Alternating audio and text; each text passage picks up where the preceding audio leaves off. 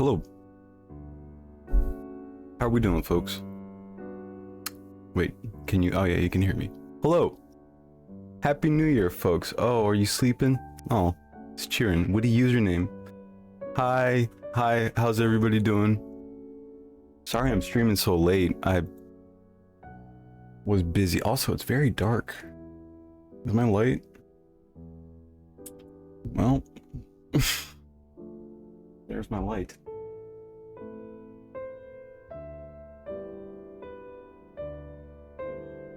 I really should get like a. Let's see.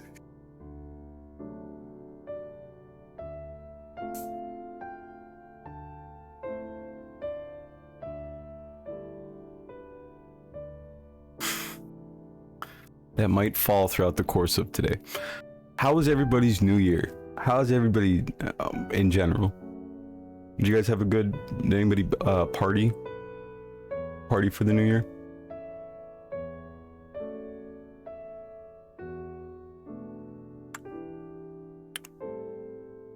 And yes, it is a sleepy stream today. A bit of a sleepy stream. It's probably just gonna be fun stuff. I mean, we're gonna talk about a couple of happenings and news and whatnot, but oh,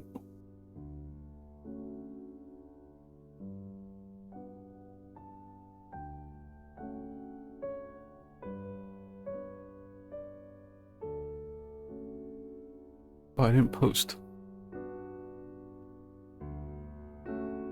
I love these videos. I fall asleep to these videos. These snowy videos. Well, I put on like this, like either Elliott Smith or like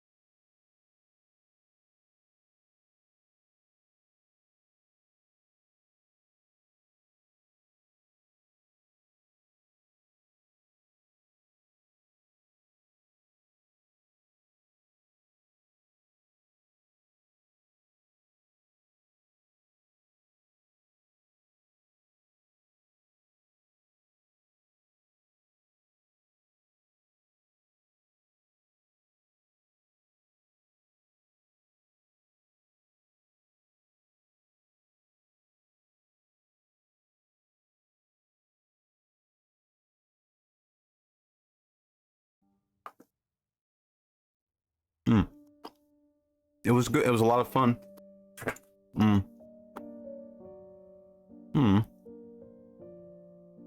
Your avatar is so cute. Is that a... You got 2 pairs of sunglasses on too.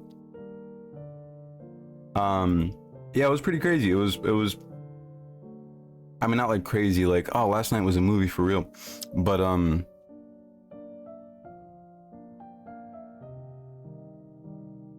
yeah, actually I ended up I was pretty drunk.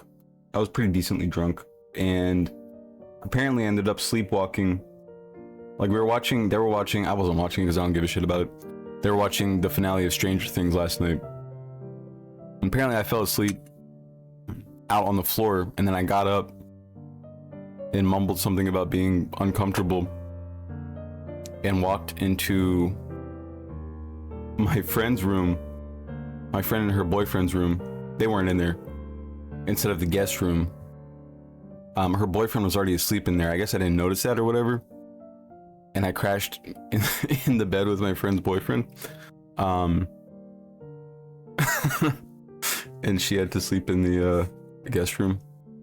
And then when we woke up, I woke up and like I guess we woke up at the same time or something. I don't know. I don't really remember too much. But yeah, we looked up, and then we just stared at each other for like 15 seconds, and then we busted out laughing. Like, what the fuck? It was good. It was good. And then she asked if I needed a plan B.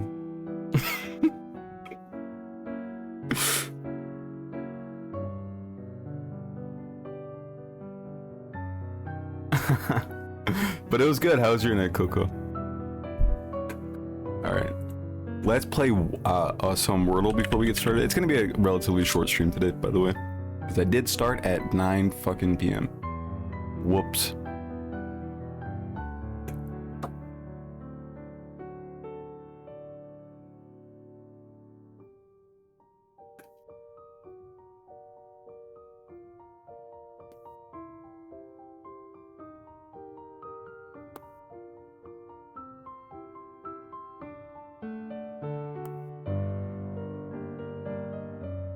A plan bangry? What's that mean?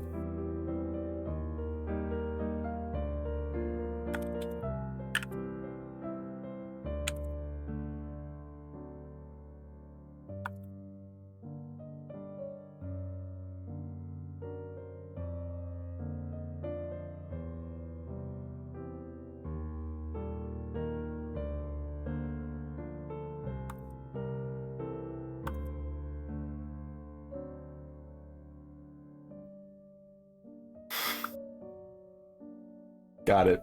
A plan bangry, okay.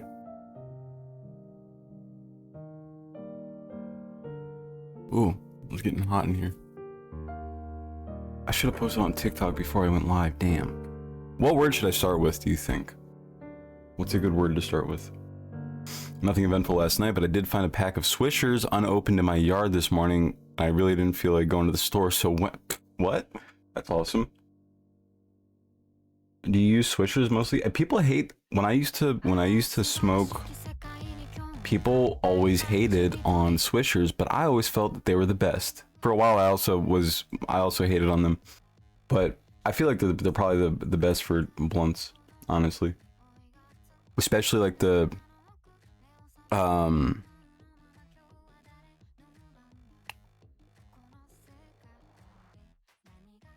what was the flavor? It was like a yellow package. I forget exactly what the flavor was. I mean, the silvers were good and the reds were good, but I forget what the other one was. I think they were just...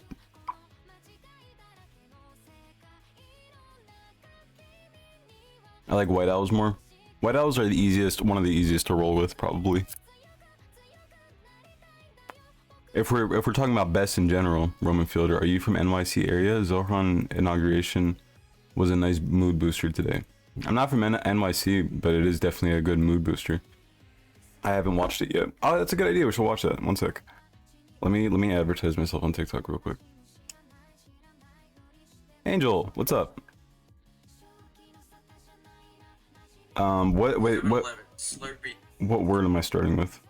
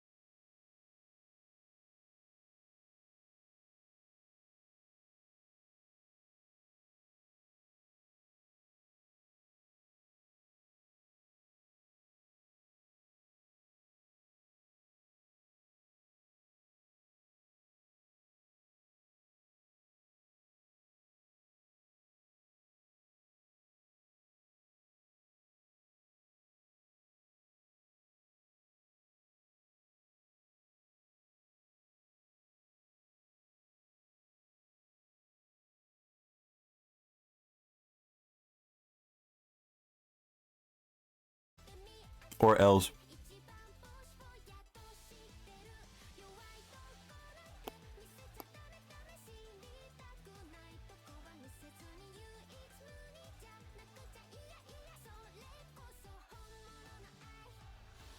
Um.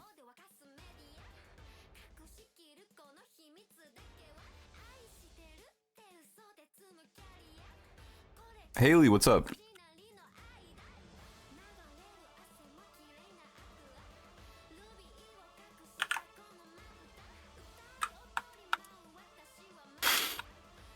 I don't know.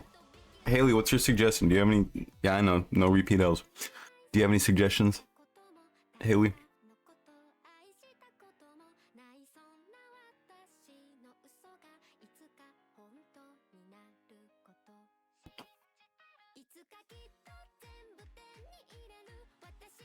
Mm.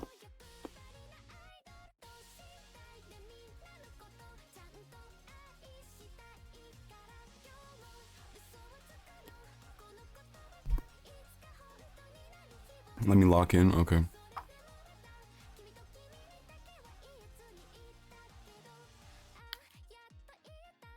What about Melvin? Why is that blow guy by my username? I'm sorry. I just thought it was funny. That's the sub badge now. Uma, explain.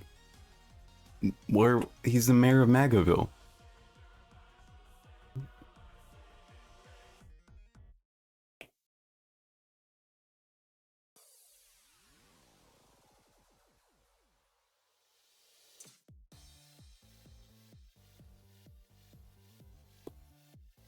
Mm-mm.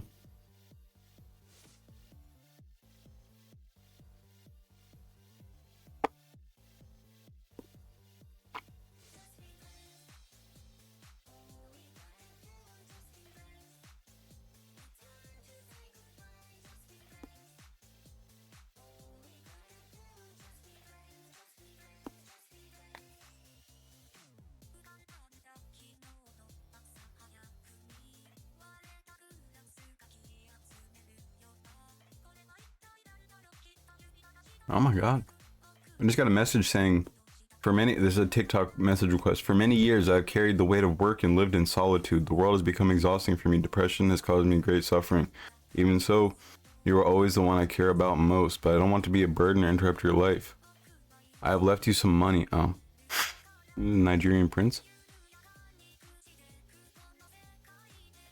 Oh my god.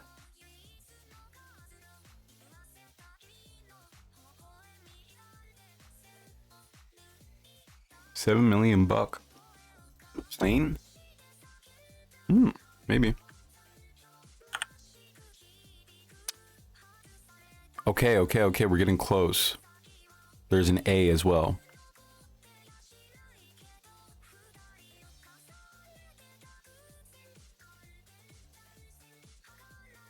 Place. No, because of the L and the A. No.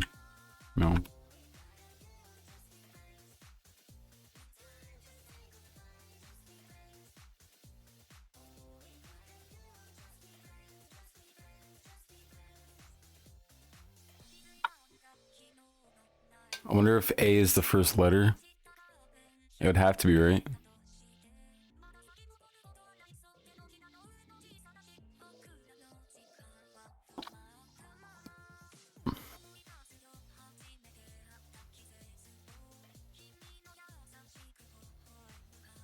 E is the last letter, so A B.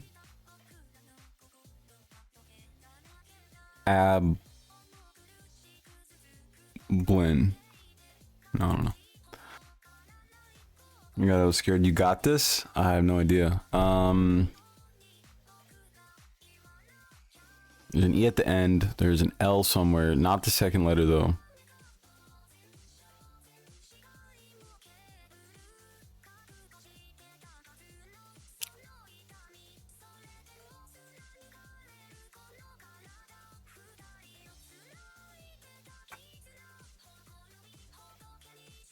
I have no idea. What the fuck, Pando? Oh god. Pando's still doing that? What the F, Pando? Shit, where did I put my hot sauce? Where the goddamn hell is my hot sauce, folks? Where the ass?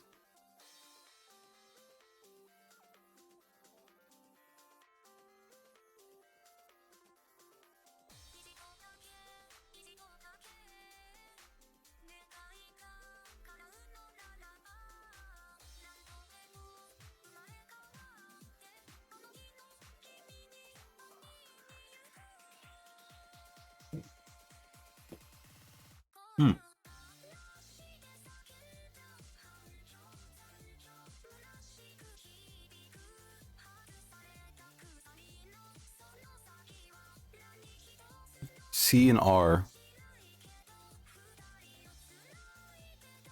Dog, what is this?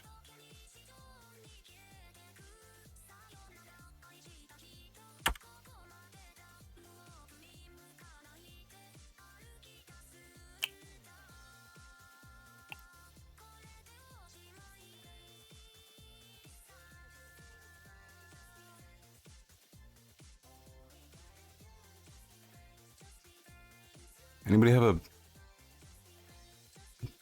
Is that even a word?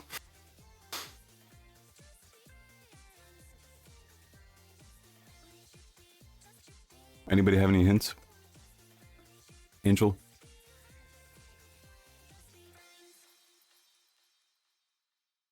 Never mind. I don't know, dude.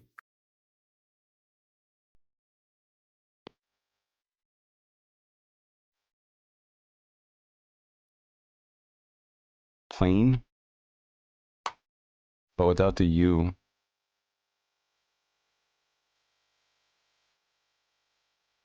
Folk? Oh, flake. Wait, how though? It can't be.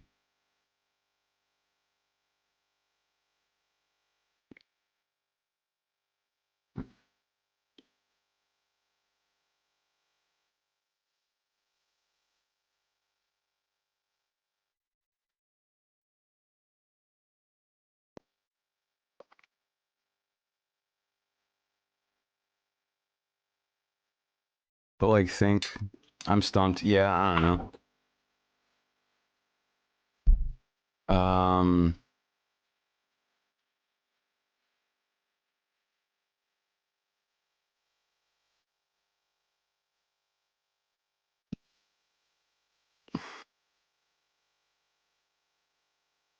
Frame? Well, there had to be an L somewhere. But L isn't the second letter, so...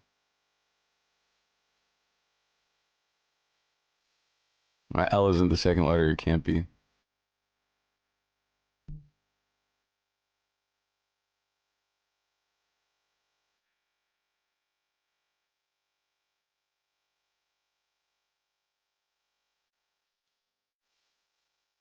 Oh, I think I know. Rhymes with the bear from Animal Crossing. That's lost on me. I think I know. Yeah, what is it? Because I don't know. I have no idea what this could be. I'm completely lost on this one. Right, F. That's what I had in there.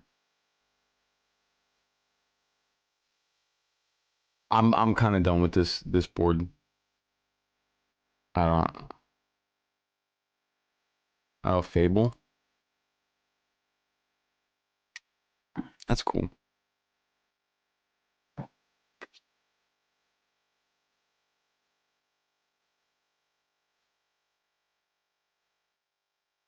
Yeah, I didn't like today's. Good try, everyone. Thanks. Mabel. Maybe it's Maybelline. Maybe it's Maybelline.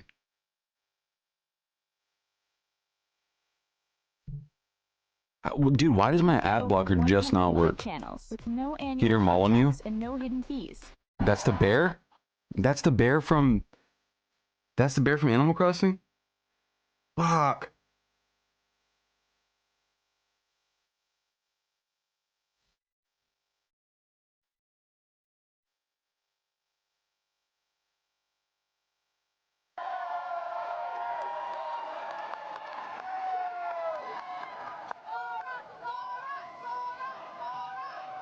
Cool. Just nothing, huh? My fellow New Yorkers, today begins a new era. I stand before you, moved by the privilege of taking this sacred oath, humbled by the faith that you have placed in me, and honored to serve as either your 111th or 112th mayor of New York City. But I do not stand alone. I stand alongside you, the tens of thousands of you gathered here in Lower Manhattan, warmed against the January chill by the resurgent flame of hope. I stand alongside countless more New Yorkers watching from cramped kitchens in Flushing and barbershops in East New York, from cell phones propped against the dashboards of parked taxicabs at LaGuardia, from hospitals in Mott Haven and libraries in El Barrio that have too long known only neglect. Bro is eloquent as fuck. I stand alongside construction workers in steel-toed Angel boots helped. Angel did, like, and the whole halal thing. cart vendors whose knees ache from working all day. I stand alongside neighbors who carry a plate of food to the elderly couple down the hall. Those in a rush who still lift strangers' strollers up subway stairs. And every person who makes the choice, day after day, even when it feels impossible, to call our city home. I stand alongside over 1 million New Yorkers who voted for this day nearly 2 months ago. And I stand just as resolutely alongside those who did not. I know there are some who view this administration with distrust or disdain, or who see politics as permanently broken. And while only action can change minds, I promise you this: if you are a New Yorker, I am your mayor. Me too, Zoran. I'm not, but me Regardless of whether we too. agree, I will protect you. Thank God I'm not, Celebrate but you with too. No, I'm just kidding. Mourn alongside you. Hey, Flowery and Boy. never, 10 not consecutive for a streams. second, hide from you. I thank the labor and movement leaders here today, the activists and the elected officials who will return to fighting for New Yorkers the second this ceremony concludes.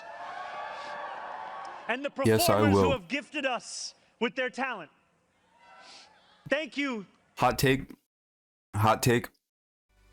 I did not like the performers at the end of his election party. I'll be honest, that shit was kind of ass. To Governor Hochul, thank you as well to Mayor Adams. Dorothy's son, a son of Brownsville who rose from washing dishes to the highest position in our city, for being here as well. He and I have had our share of disagreements, but I will always be touched that he chose me as the mayoral candidate that he would most want to be trapped with on an elevator. Thank you to the two titans who, as an assembly member, I've had the privilege of being represented by in Congress, Nidia Velázquez and our incredible opening speaker, Alexandria Ocasio-Cortez. You have paved the way for this moment. Thank you to the man whose leadership I seek most to emulate, who I am so grateful to be sworn in by today, Senator Bernie Sanders. Hey, I know that guy. Thank you to my teams, from the Hendo, assembly don't talk to the campaign. Yeah, to boo the for Eric transition, Adams. Why did you and shout him now, out? The team I am so excited to lead from City Hall. Thank you to my parents, Mama and Baba, for raising me, for teaching me how to be in this world, and for having brought me to this city. Thank you to my family, from Kampala to Delhi. And thank you to my wife, Rama.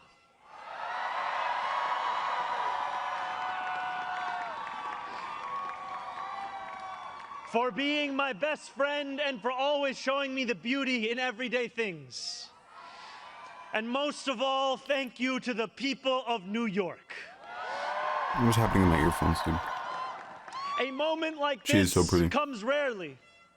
Seldom do we hold such an opportunity to transform and reinvent. Rarer still is it the people themselves whose hands are the ones upon the levers of change. Cool. So cool. How is that possible?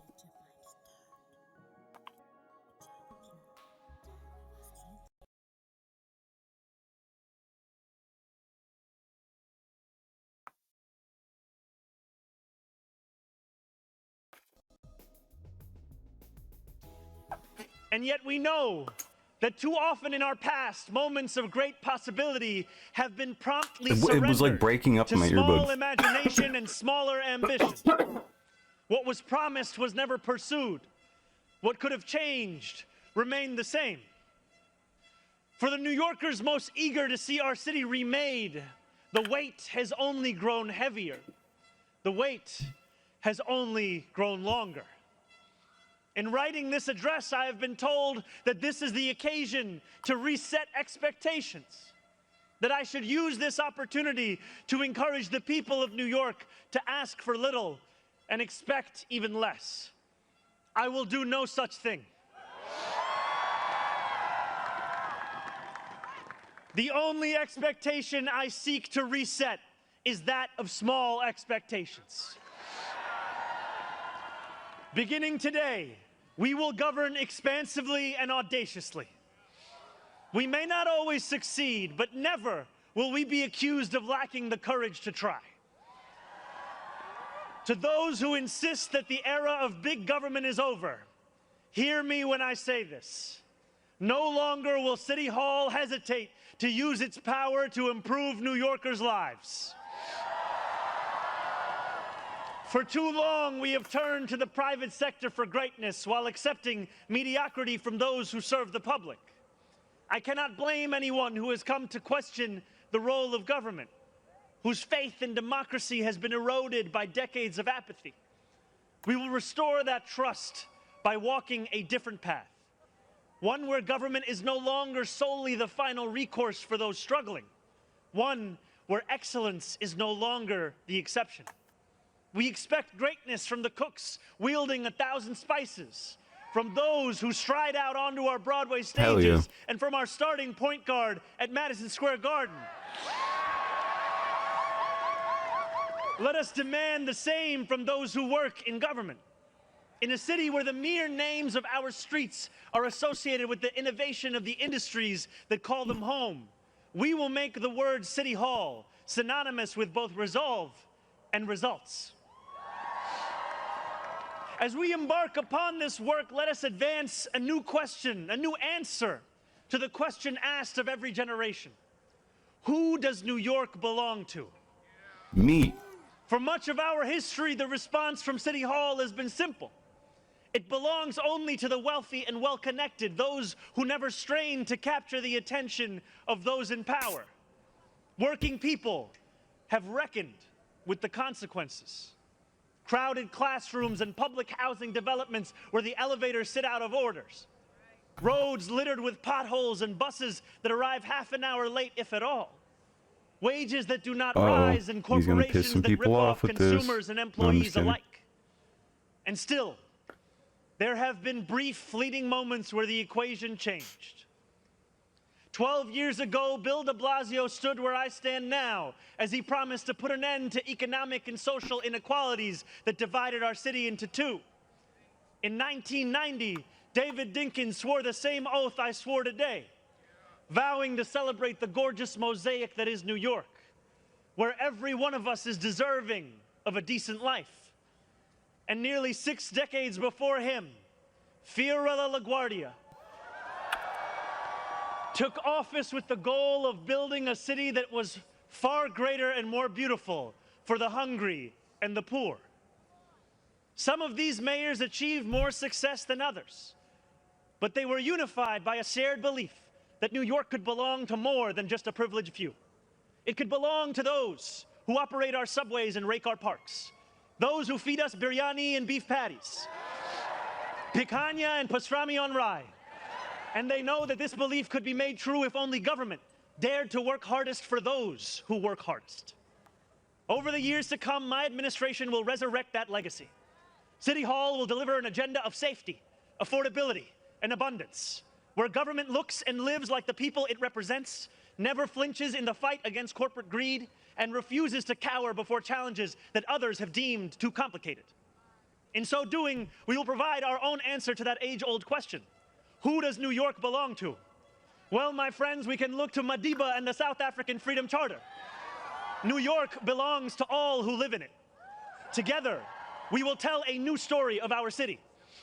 This will not be a tale of one city governed only by the 1%, nor will it be a tale of two cities, the rich versus the poor. It will be a tale of 8.5 million cities, each of them a New Yorker with hopes and fears, each a universe, each of them woven together. Each one of them has to have a mayor? Will speak Pashto and Mandarin, Yiddish and Creole. They will pray in mosques, at shul, at church, at gurudwaras and mandirs and temples. And many will not pray at all. They will be Russian Jewish immigrants in Brighton Beach, Italians in Rossville and Irish families in Woodhaven, many of whom came here with nothing but a dream of a better life, a dream which has withered away. They will be young people in cramped Marble Hill apartments where the walls shake when the subway passes. They will be black homeowners in St. Albans, whose homes represent a physical testament to triumph New Yorkers over are sovereign decades of citizens lesser-paid now. labor and redlining. They will be Palestinian New Yorkers in Bay Ridge, Let's go, baby. who will no longer have to contend with a politics that speaks of universalism and then makes them the exception. Few of these 8.5 million will fit into neat and easy boxes. Some will be voters from Hillside Avenue or Fordham Road who supported President Trump a year before they voted for me, tired of being failed by their party's establishment. The majority will not use the language that we often expect from those who wield influence. I welcome the change. For too long, those fluent in the good grammar of civility have deployed decorum to mask agendas of cruelty. Many of these people have been betrayed by the established order. But in our administration, their needs will be met. Their hopes and dreams and interests will be reflected transparently in government.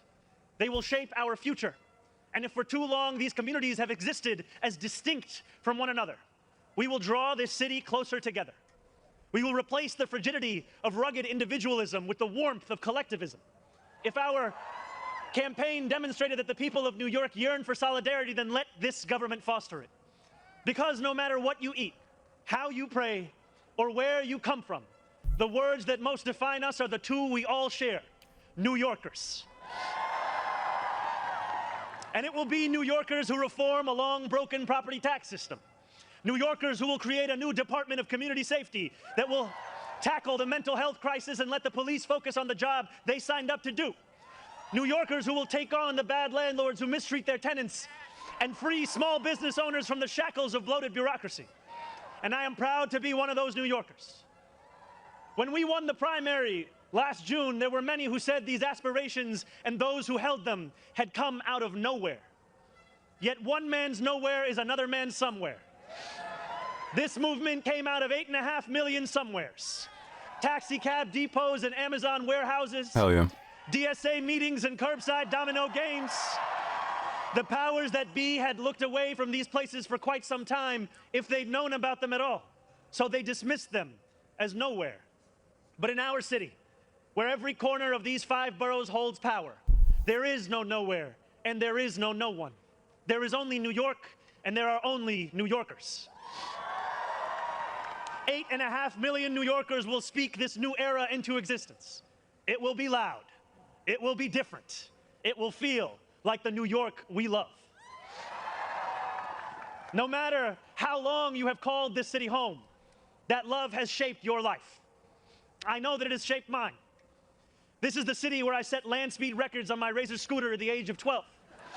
Quickest 4 blocks of my life. The city where I ate powdered donuts at half times during AYSO soccer games and realized I probably was not going to be going pro. The city where I devoured 2 big slices at Coronet's Pizza, played cricket with my friends at Ferry Point Park, and took the 1 train to the BX-10 only to still show up late to Bronx Science. The city where I have gone on hunger strike just outside these gates. Sat claustrophobic on a stalled N train just after Atlantic Avenue and waited in quiet terror for my father to emerge from 26 Federal Plaza. The city where I took a beautiful woman named Rama to McCarran Park on our first date and swore a different oath to become an American citizen on Pearl Street. To live in New York, to love New York, Hey, is to honeybee. know that we are the stewards of something without equal in our world. Where else can you hear I the also sound really of a like the steel Robots pan movie, but that's a good savor the point. I smell think of he liked the sancocho Robots movie. and pay $9 for coffee on the same block?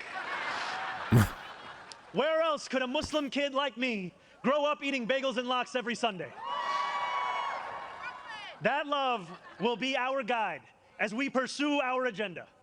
Here, where the language of the New Deal was born, we will return the vast resources of this city to the workers who call it home. Not only will we make it possible for every New Yorker to afford a life they love once again, we will overcome the isolation that too many feel and connect the people of this city to one another. The cost of childcare will no longer discourage young adults from starting a family. Because we will deliver universal child care for the many by taxing the wealthiest few. Those in rent-stabilized homes will no longer dread the latest rent hike, because we will freeze the rent. Getting on a bus without worrying about a fare hike or whether you'll be able to get to your destination on time will no longer be deemed a small miracle, because we will make those buses fast and free. These policies are not simply about the costs we make free, but the lives we fill with freedom. Zoran definitely watched Bug's Life. Oh, 100%. Freedom has belonged only He to probably those watches who it can every afford night to buy it. Our to City Hall inspire will him. change that. These promises carried our movement to City Hall, and they will carry us from the rallying cries of a campaign to the realities of a new era in politics. 2 Sundays ago, as snow softly fell, I spent 12 hours at the Museum of the Moving Image in Astoria, listening to New Yorkers from every borough as they told me about the city that is theirs. We discussed construction hours on the Van Wyck Expressway and EBT eligibility, affordable housing for artists and ICE raids. I spoke to a man named TJ who said that one day a few years ago, his heart broke as he realized that he would never get ahead here, no matter how hard he worked. I spoke to a Pakistani auntie named Samina, who told me that this movement had fostered something too rare, softness in people's hearts. As she said to me in Urdu, "Logo ke dil badal gaye hain." 142 New Yorkers out of 8.5 million. And yet, if anything united each person sitting across from me, it was the shared recognition that this moment demands a new politics and a new approach to power. We will deliver nothing less as we work each day to make this city belong to more of its people than it did the day before. Here is what I want you to expect from the administration that this morning moved into the building behind me. We will transform the culture of City Hall from one of no to one of how. We will answer to all New Yorkers, not to any billionaire or oligarch who thinks they can buy our democracy. We will govern without shame and insecurity, making no apology for what we believe. I was elected as a democratic socialist, and I will govern as a democratic socialist. Let's go. Ozzy, thank you for the follow. I will not abandon my principles for fear of being deemed radical. As the great senator from Vermont once said, what's radical is a system which gives so much to so few and denies so many people the basic necessities of life. We will strive each day to ensure that no New Yorker is priced out of any one of those basic necessities. And throughout it all, we will, in the words of Jason Terrence Phillips, better known as Jadakiss or Jay to the Moi, be outside. Because this is a government of funny. New York, by New York, and for New York. Hey, Joey, how you doing? Before I end, Happy New I Year. want to ask all of you, if you are able, whether you are here today or anywhere watching, to stand with me. I ask you to stand with us now and every day that follows. City Hall will not be able to deliver on our own. And while we will encourage New Yorkers to demand more from those with the great privilege of serving them, we will encourage you to demand more of yourselves as well. The movement we began over a year ago did not end with our election. It will not end this afternoon. It lives on with every battle we will fight together. Every blizzard and flood we withstand together. Every moment of fiscal challenge we overcome with ambition, not austerity, together. Every way we pursue change in working people's interests rather than at their expense, together. No longer will we treat victory as an invitation to turn off the news. From today onwards, we will understand victory very simply. Something with the Who power is to transform beeping? lives. My And lord. something that demands effort from each of us every single day. Are they What we trying to achieve disturb the together will speech? Is reach that what they're across the doing? 5 boroughs, and it will resonate far beyond. There are many who will be watching. They want to know if the left can govern. They want to know if the struggles that afflict them can be solved. They want to know if it is right to hope again. So standing together with the wind of purpose at our backs, we will do something that New Yorkers do better than anyone else. We will set an example for the world. If what Adam Sinatra Friedland. said is true, Let us prove that anyone can make it in New York and anywhere else too.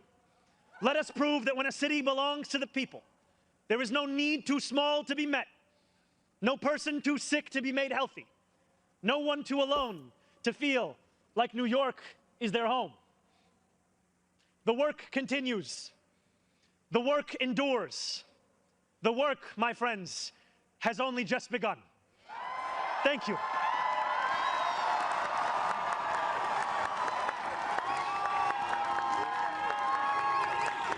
Great speech. That's a good speech. Oh, Xi Jinping delivered 2026 New Year address. Interesting. Oh yeah, dude, they've been going crazy with Grok on Twitter. They're like making Grok like somebody did this thing where they said they posted a picture of Trump standing next to Netanyahu, and they said color one of the people in this picture, or no, color the pedophile in this picture in black, and color the genocide or war criminal or whatever red, and it did it. And they did Trump as, you know, not like black as in a black person, but like the color black. Netanyahu in red. Oh my god. And they also did they posted a picture of two flags, of the Palestine flag and the Israel flag, and they said remove the flag that is committing a genocide, and then remove the I mean, it's just like stupid silly little things. But anyway, so just as a Brace Belden has been hilarious with Grok. Really, I might have actually, I don't pay attention to usernames if I just see it. What's up, Borgasm? How's everybody doing, by the way? I just wanted to watch that real quick in its entirety so we could get an idea of what it was like. But so yeah, Ethan Klein, Guam, and Harley.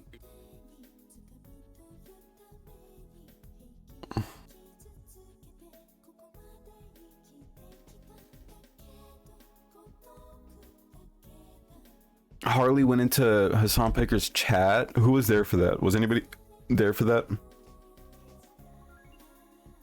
Is this what you're doing, the emergency live? No, I just didn't stream yesterday, so I wanted to stream today. And there's a bunch of stuff happening.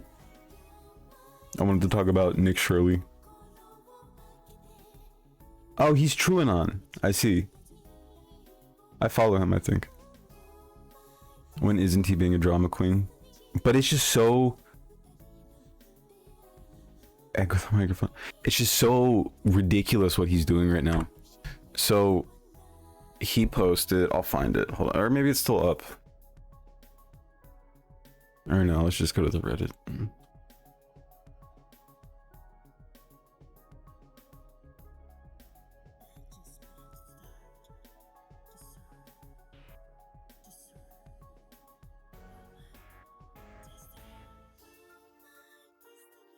So he defended Netanyahu today, and this stupid fuck.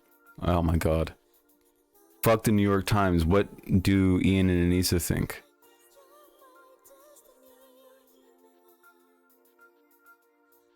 What? Oh, yeah, I mean, fuck the New York Times. What do you mean? Lib shit. Oh my god. Yeah, fuck the New York Times. What are you trying to say? Like, what are you trying to say? Hassan outright says there is a stronger argument that... See, they're so stupid. Like, they're so dumb and stupid. Everyone be quiet, my show is on.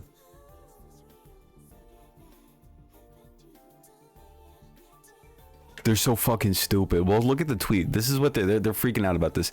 Did he even talk about Zionism before October 7th? No. Okay. Sure. Okay. Nobody else had no issues with having a podcast with someone he calls a Zionist.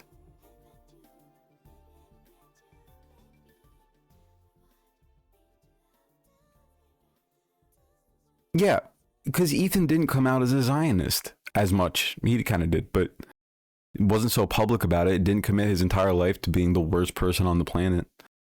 Exactly. He didn't. He's grifting. Angry face. This person's like in their 70s. Gotta be. Israel has been committing a genocide for over a century. Casually admits that he was ignoring what he believed to be an ongoing genocide before the majority of his career. Okay. Yeah, many of the people never answer when you ask them when they believe the genocide began. If you do answer and you get October 8th, 1948, and so on, it's wild. I think you don't understand what is happening there. 1948 is always such a funny answer to me because it's like, so you're telling me a genocide was going on your entire life and your parents' lives and most of your grandparents' lives, and you did, and you and none of your family said anything about it for all that time until 3 years ago, and you're announcing that confidently with pride? What the fuck have you been saying about any genocide? What do you mean? What do you mean? Also, how do you know? Like, how? They haven't been paying attention to Israel Palestine because clearly they're completely uneducated about it. They have no idea what's going on. They can't even read words, really. It seems like vacation is going well. He's always so angry on his vacations. It's kind of sad.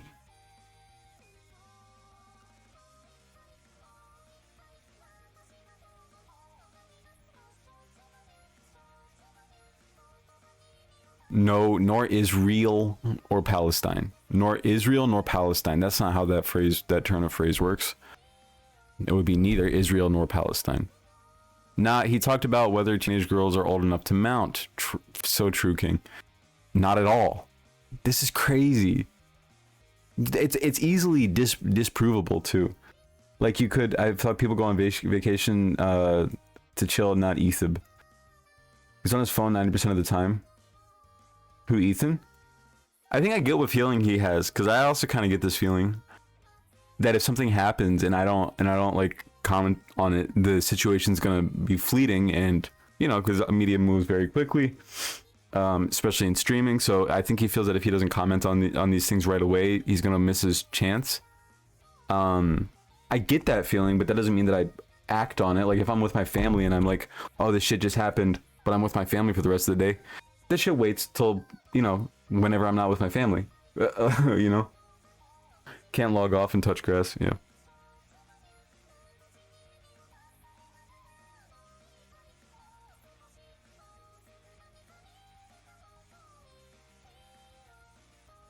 Ben Shapiro defends Israel's horrible actions in Gaza 4 years ago. Is Israel an apartheid state 3 years ago? Back when he had the Farquad haircut. Netanyahu and far-right allies won the Israeli election. Palestinian journalist killed by the IDF. Wow. No Mitchie M. This song is such a banger. God. If you guys don't listen to Vocaloid music, I think a lot of you are missing out. There's so many masterpieces in this genre, including this song. Oh, Tetsu is just like, he's a crazy guitarist. I think he mostly does like digitized guitar, but like he can actually like shred on a guitar.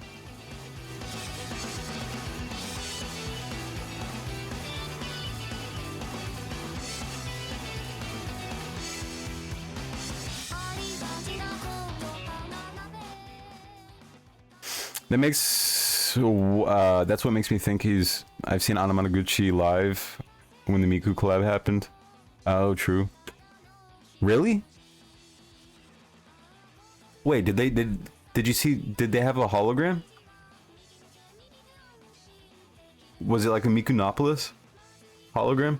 God, I sound like such a fucking dork right now.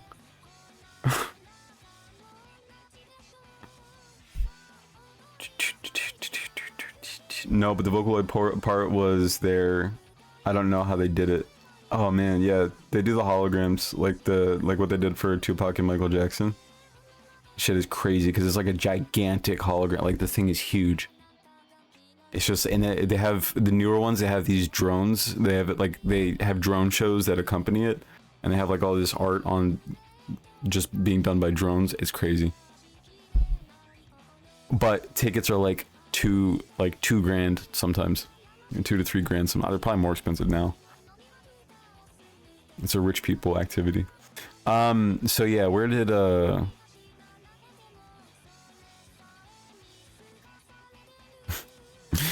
yeah, Harley is in Hassan's chat. Somebody put a timestamp in here so we can find.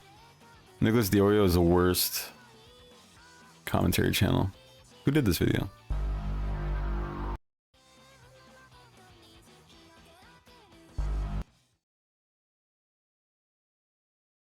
Oh, nice. Oh.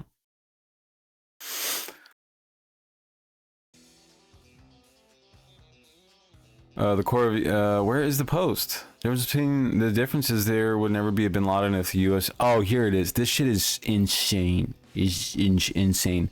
You know, everybody's having these positive outlooks for 2026, like, oh, woke is so back, this and that. Ethan Klein starts off his new year with saying, "Happy New Year, loser," to iDubbbz. Saying that 2026 is the year of taking the mask off. The first thing he does, literally hours into 2026, the first thing he does publicly is this post. And then the second thing he does publicly is talk about Ian and Anissa. It's like, wow, that sucks. PS1? Already fucked up 2026? For himself, yeah. If you start off the new year with that type of... Oh, I'm still thinking of Ethan? I know. If you start off, it's just like in the day. People say, maybe not everybody believes this, but I firmly believe that if you start off the day by simply saying today's going to be a great day, I think it positive, just like, you know, subconsciously you have like a better outlook, in my opinion. Like even just like looking in the mirror and being like, you got this, like it's going to be a good day today. You're going to crush it today. I think it helps your day. And I think the same thing applies for years. If you start off your year like a miserable fuck, you're going to probably fulfill it. It's going to be a self-fulfilling prophecy. And Ethan just chooses to start off in the most miserable way imaginable. And I don't see how he doesn't see it from the outside looking in as being like, or sorry, I don't know how he doesn't see that people looking from the outside in wouldn't be like, ooh, yikes.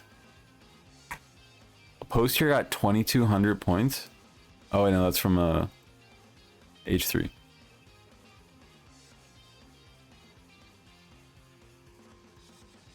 You're gonna crush it at Wordle today? Yeah, I should try that next time. I take solace in knowing he's definitely miserable. Yep.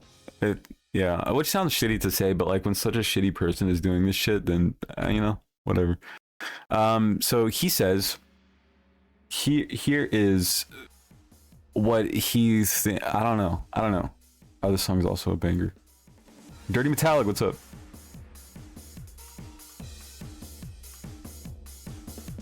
Oh, let me collect links before I forget.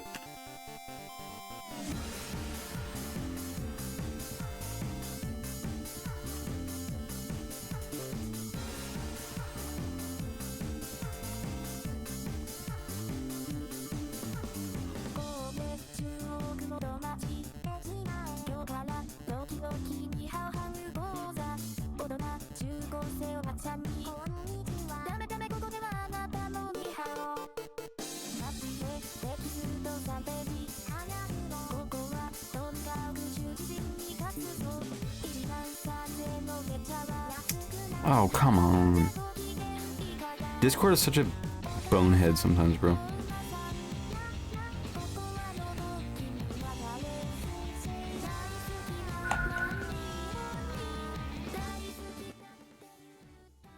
Uma, show the post. Love you guys, sorry. I will. All right, so what Ethan says, just judging by what Ethan says here, what would you think the post is? So he says, 2026 is the year of taking the mask off. What if I were to tell you that after 9/11, a specific mosque somewhere said that they were, quote, celebrating Bin Laden, and I were to write the same thing about Muslims not all being terrorists? Just already so fucking Islamophobic off the bat. Would we be okay with that? Would Hassan? Would Dan Clancy? Okay, fucking schizo posting, holy shit. What are you talking about? Isn't this giving permission for violence against Jewish houses of prayer? You do not give a fuck about this. Let me just be clear. Houses of... Houses of prayer. You don't give a fuck about houses of prayer. You humped the wall, brother. Hassan, what did Hassan say to warrant this? I've spent the last decade talking about the separation of Zionism and Judaism, and while conceptually it is true, these sorts of images make a much stronger argument against said separation. Then people wonder why anti-Semitism grows. This is a big part of the reason why. I firmly also believe that they have a group chat. Somebody else suggested this, and I was like, yeah, that fucking makes so much sense. Somebody in these comments said that there's probably like a group chat, or they have like, because multiple people did this. Harley and Graham also did this. I'm sure Dan Saltman said the same exact thing. That they're like, okay, how can we spin this post? Is this post, you know, spinnable enough to make a big fuss about it? He's gonna have a show about this probably. Like, holy shit. And the post that he's responding to is Israeli Prime Minister Netanyahu received a quote hero's welcome at synagogue in Miami as the crowd erupted in applause upon his arrival. War criminals are now celebrated in places of worship? Question mark. And that's a statistic about Israel supporting genocide en masse. So first of all, no mosques invited bin Laden. No mosques invited bin Laden to come. And they did not give him a hero's welcome. That's the main difference. Fucking brainiac. Oh, most definitely a quote. I don't even know Destiny meanwhile writing him a love letter. That was so egregious. Somebody made a great post about it. I can't find it. But it was like, yeah, iDubbbz playing Wordle, like it was a comic. iDubbbz playing Wordle, and it's just like a screaming, raging something. And then the second one was literally a pedophile, and it's like this sweet message and like a smiling face. Like, yeah.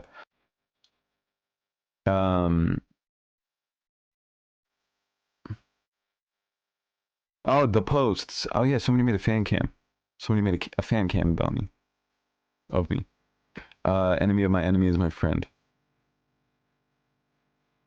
Second of all, to even use the framing, to even use the fucking framing, and I were to write the same thing about all Muslims, about Muslims not all being terrorists, would we be okay with that? Fuck no, because that's not the same thing at all. Are you But yeah, how did you misinterpret this message so badly of him saying Netanyahu should not be welcomed into a Jewish house of prayer because it makes Netanyahu should not be welcomed into a Jewish house of prayer because he's a fucking war criminal, and I don't even believe he practices Judaism, in my opinion. Like, is an avid, like, practitioner. You know what I'm saying? I don't think he's like, the dude uses Judaism as a front, basically is what I'm saying. So there's no reason that he should be invited into a house of prayer, which I believe Ethan would agree with, no?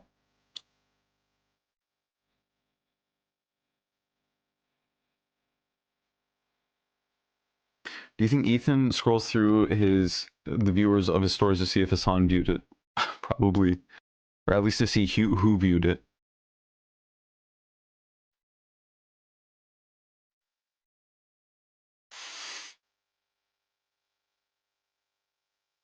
And why is he defending? This is a great point too. Why is he defending Benjamin? Excuse me, Benjamin Netanyahu. What could possibly compel him to come out in his defense? Like, you know?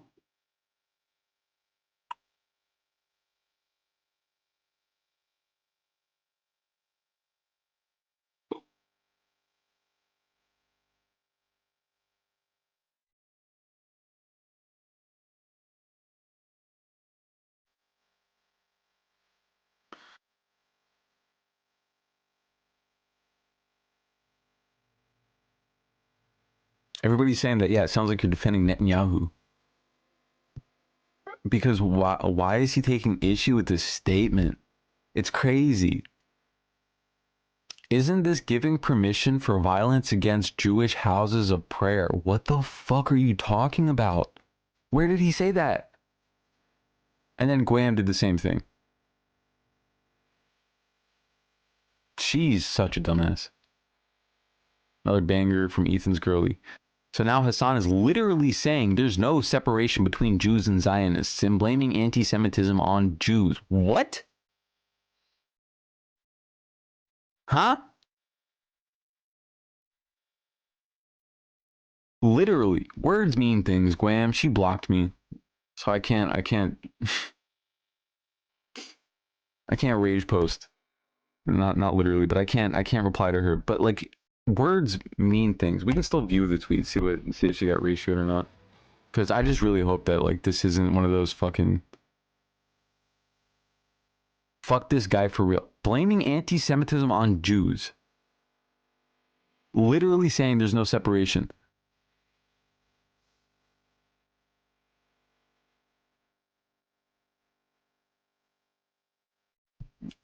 You extrapolated an entire fucking essay from that statement, and it was an essay on the wrong subject.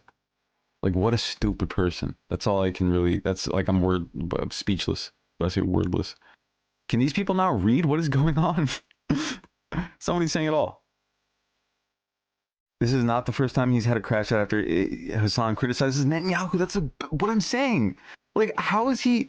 It's so transparent. This is not the first time that Hassan has said something like true about Netanyahu, and Ethan takes issue with it while trying to skirt around the fact that he's literally defending Netanyahu. It's so fucking transparent. And then his sub is filled with these fucking dingbats saying, Hassan's never even talked about Hassan. Dude, I used to watch him in 2020. I used to watch Hassan in 2020. And he was able to just spout off facts about like the situation in Israel.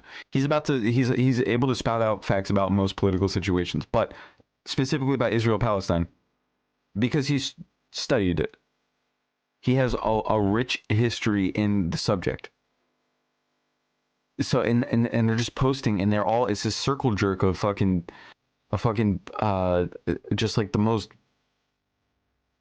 You guys love AI. You could just Google search it with AI mode. You could just ask Grok, since you guys love Grok. You could just Google it without AI.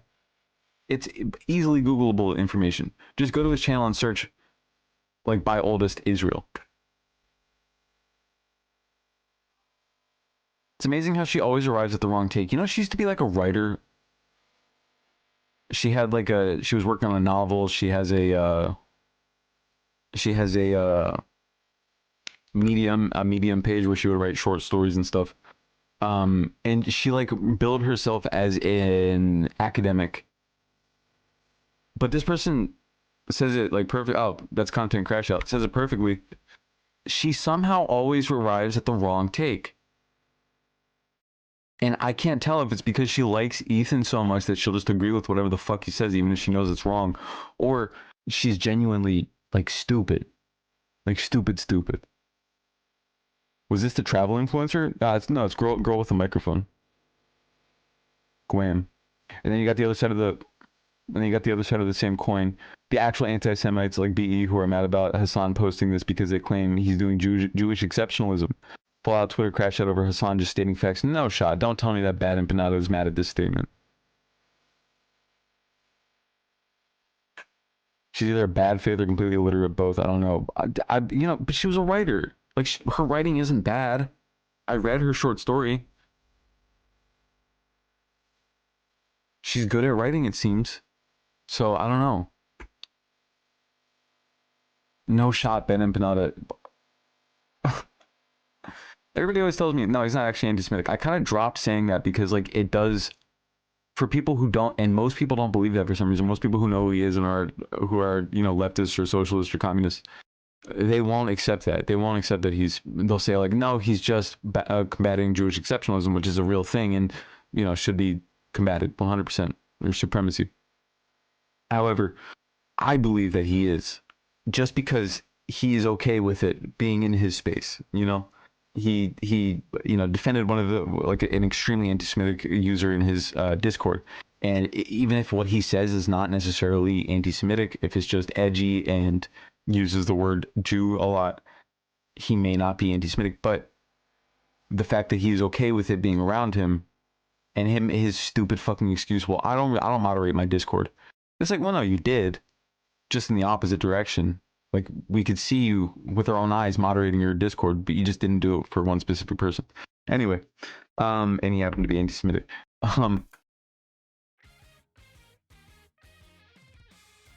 He falsely accused me of sexual harassment. And then, yeah, one of his fans. Because I don't even know if I'm not even going to give him enough credit to say that he thought that I was that girl that he was accusing. I just think that he needed I think he just needed a something to snap back at quickly without, I think he needed something to misdirect with very quickly. So he saw this and then said, okay, I have a good one. This person sexually harassed me and they used me as an example. Insane. Yeah. He tolerates it yet.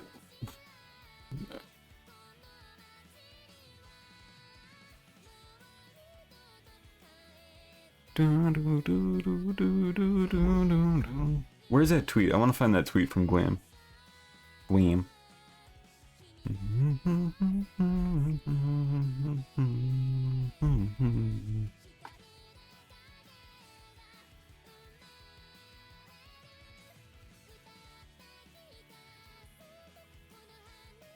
Oh no, I have to be logged in on moi account.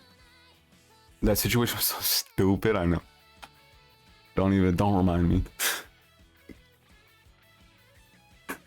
No, not literally don't remind me, I'm just saying. Just such a dumb fucking situation.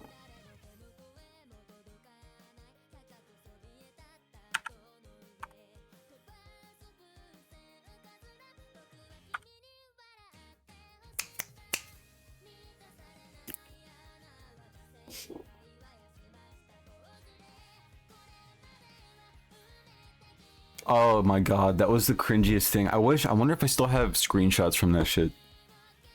He was talking about you're gonna lose all your snarker, or something tells me all your snarker friends are about to turn on you, because he thought that he was able to like, hey, who's that? Hey, who's that? Who's this? Because he like thought that he could like plant people into the subreddit, or that like his people were so infiltrated in the subreddit, or because he did like not direct maybe, but a flood of his fans came in after he made the video about me, and he was like, they'll get to work on discrediting this guy, and so he tweeted out, something tells me that your snarker friends are about to turn on you. I was like, okay, all right. What the fuck are you talking about? I love how Glam will retweet fucking stuff about Zohran. This is America, amen. She's reposting stuff about Zohran, and funny thing is, Hassan and Zohran agree on. I can't believe Gwen was the person who would scream at MAGA in her car and now she's an Ethan defender. Yeah, that was obnoxious content. I mean, I liked it. It was fine, whatever. But riding around with a bullhorn and just like yelling at people is just so obnoxious. It's just like it's just bottom barrel content. Hey, Zoot. Anthrax? I'm just gonna call you Anthrax. What's up? How are you? Hello. And now his mentions are banned from Hassan's sub and leftover sub LMAO. I know. Yeah, exactly. Yeah, we sure. In fact, the snarkers turn on him because, well, at least the Twitter snarkers, like this soy pilled, or what are they called now? What is a snarker? Where like Jake from Chinatown and all those guys. What is it called again? Call me Zoot. It's a Monty Python character. Really? I was just watching clips of the Holy Grail today. The part where he's like, look at me being repressed. Where he's like, we're an autonomous collective. I didn't vote for you.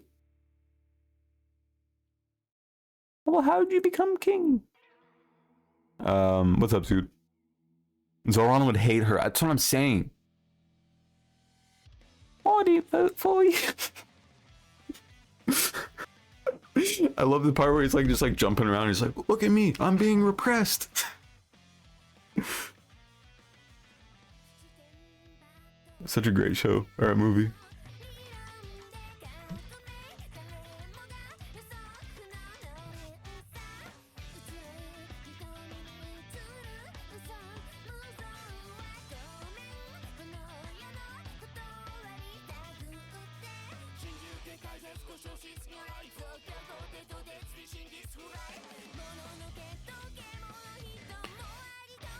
Oh my god. She's so dumb. I work so hard to give Jews the benefit of the doubt, but ass tweet. What do you mean? Hassan acting like one of his main missions over the last decade has been delineating between Judaism and Zionism is such a joke. Did she delete that stupid ass tweet? You're reposting Harley Morenstein, the transphobe. The racist transphobe who quote unquote acts. Oh, we gotta get to Harley's. So Harley, that music is loud. Harley got into Hassan's chat for all the new people here. Oh my god, is this him? Amazing things are happening on X, the everything app. You care about this trivial shit than Zorhan Mamdani abandoning Palestinian children to death. Fuck you, white devil piece of shit. Brother, you're white. Brother, I think Bad Empanada thinks he's not white. I'm gonna posit something. I don't think Bad Empanada thinks he's white.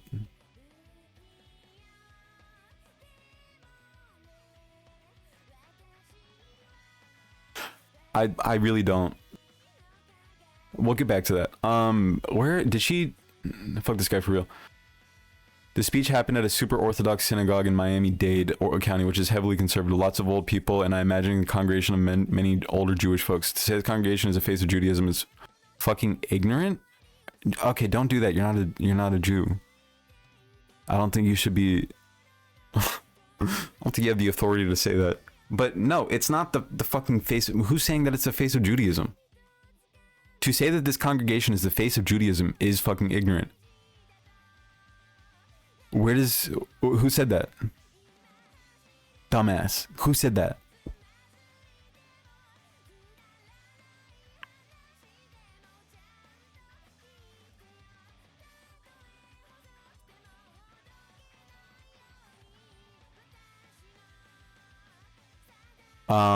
What? Okay, we gotta see the replies on this.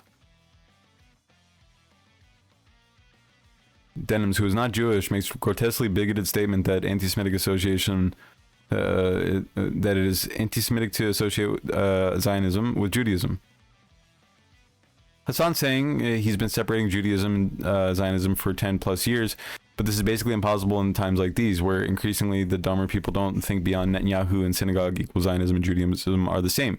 Ethan calls Denims bigoted for the separation.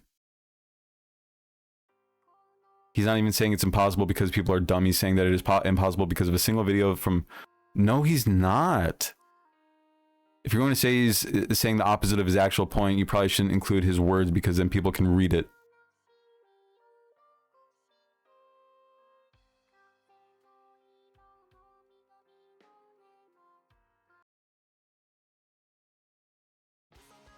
Roman is everywhere. Holy shit. I know. Bro is white. He's an Aussie, whether he wants to admit it or not. No, I say that, and I have... He's not white. He's Aussie.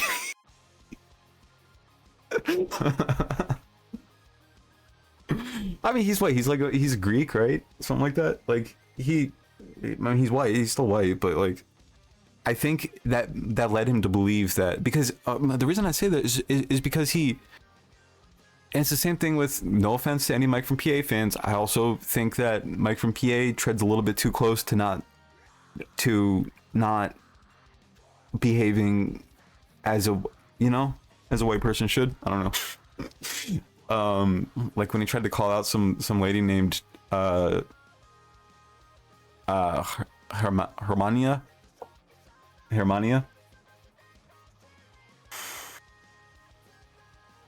Mike thinks he's from Beijing. I know. I feel like BE would say he's spicy white. I feel like, yeah, he wouldn't say that out loud, but I think he associates that very strongly. That is not what is being said here. I get you have to commentate on Hassan in a less than good faith manner, but refusing to understand the point being made is unironically fostering the spread of anti-Semitism. So you do think Jews and Zionism should be separate?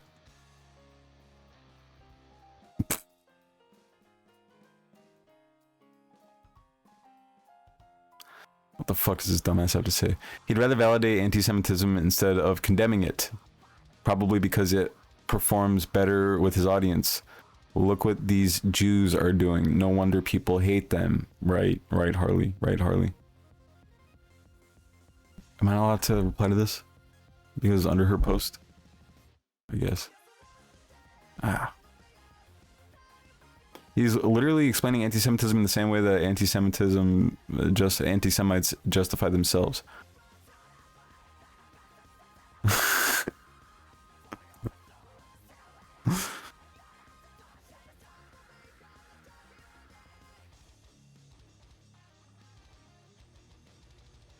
Anyway. What a dumb tweet. What a dumb thing to say.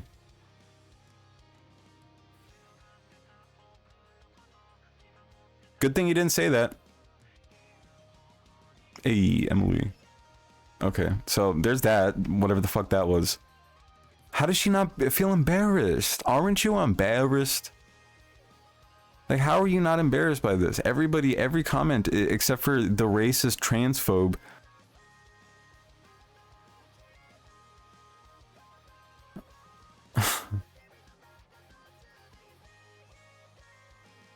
I disagree with a lot of your takes, but in this case, I think you genuinely misread. I did not understand the tweet because that's just a straw man. Why didn't she delete this? I don't understand. I love how people immediately resort to fucking fat phobia and misogyny with Guam. It's like you're just killing your whole point. Like that's such an easy dub for her to respond with. When you go to fat phobia and misogyny, you're basing your opinion on as a whole religion. Dude, he always gets fucking swamped in the replies. I guess not this time.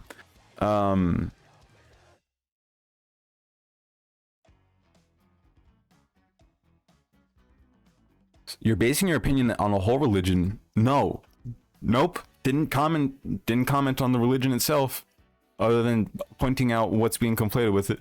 Because of one single place of worship, and then you use your huge platform to signal blast justifying anti-Semitism because of it. You're not who I thought you were. You're actually a bad person. What are you talking about? You've been talking shit about him for like years now. You're not who I thought you were. You're actually a bad person.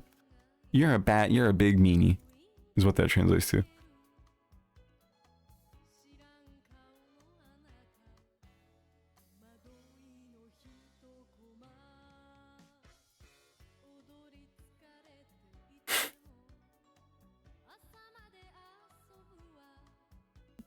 Literal genocide denier. Literal genocide denier.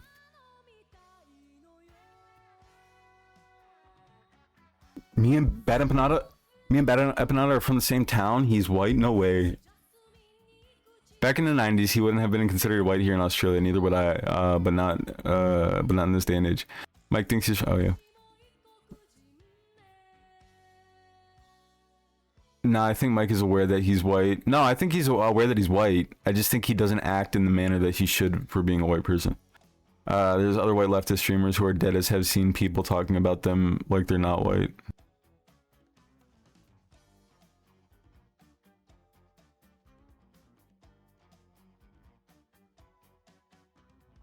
Huh?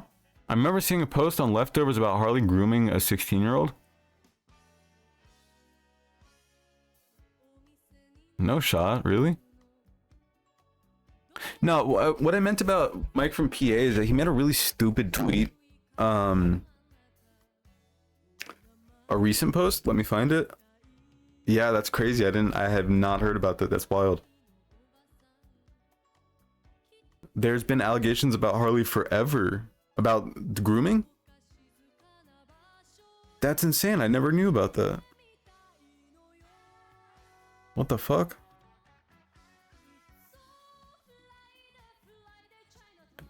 He's such a slimy dude. Like, he was in that. I think, I don't even know. I do think he is transphobic. I do think he is racist. But I also think he craves attention and validation. Which is why he was in that music video, that really racist and transphobic music video.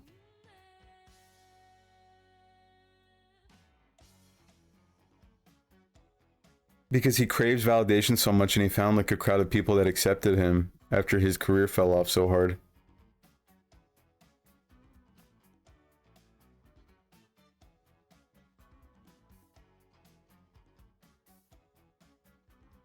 It's so crazy that, yeah, these people have fucking zero morals. So Elon Musk just said America is toast if the radical left wins. In response to, Elon Musk is reportedly going all in funding Republicans to help Trump take back full control in November midterms.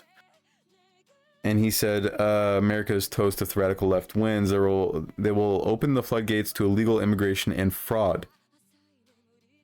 Won't be America anymore. I understand what I'm saying when I say this. Get the fuck out of this country. Like, dude, you don't. If anybody doesn't belong here, it's you, Elon. Whatever. Because he's a billionaire, not because of his nationality. Because he's a fraudster billionaire. It's so crazy how many of these people. I saw a post talking about Americans are having a very real thing now, and it's called fraud fatigue. And they're doing that in response to, they're saying that they want to stop paying taxes now because there's so much fraud, rampant fraud, and they're talking about Minnesotans from Somalia, Somali Americans, and it's like, well, you know who you voted for is, I'm not even gonna try.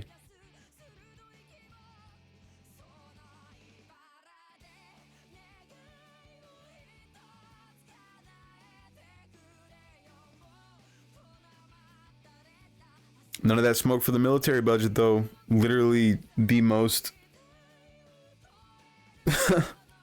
the most swamped sector of our government, the most oversaturated, incredibly dubious the Pentagon has not passed an audit in how many years?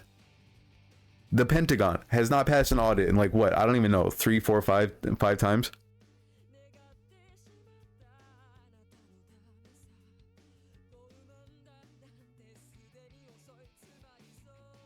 Oh shit, I didn't see you sent the link.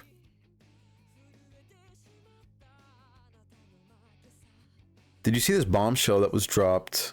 Let me save this. Bombshell that was dropped about Epic Mealtime Harley Morenstein.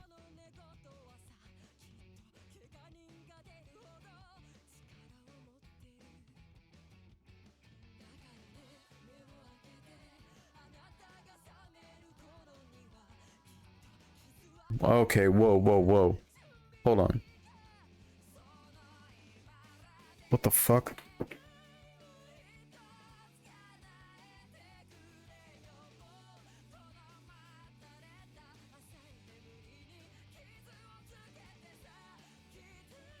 You guys talking about nails again? People piss me off because of their lack of ignorance, willingness to learn. Yeah, it's you got to give up at some point, or maybe not give up, but like it feels like I should give up at some point, even like engaging. Of course, the way that I engage with them is not going to change their minds. It's just me letting off steam, I feel like. Anyway, I'm so bothered nobody talks about Harley openly dating and preying on 16-year-olds. High current most recent partner he's been with for 4 years is 21. I met them when she was 17 and all his friends were cool with it. He's a drug addicted loser that fucks teenagers. It's also worth mentioning he isn't welcome in his own hometown because he fucked over a bunch of drug dealers who now want his head. So he lives in an RV and in the outskirts of Quebec with his groomed girlfriend because people want him dead. That's a crazy info drop. I haven't heard anything about this. Back in the Epic Mealtime days, I thought it was so cool when Harley Morenstein followed me on Twitter and even interacted with some of my tweets. Then my brain developed and I wondered what business a YouTube famous adult man ever had interacting with random 13 to 14 year old girls online. Finding out he is really a piece of shit and my read of his behavior wasn't unfounded is pretty vindicating.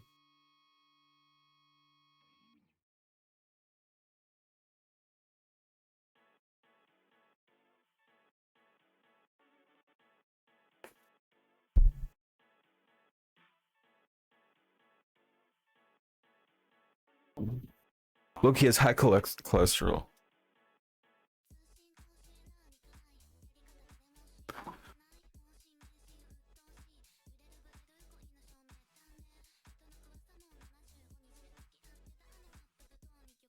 Did you know Teddy Fresh almost got $400,000 of PP loans forgiven?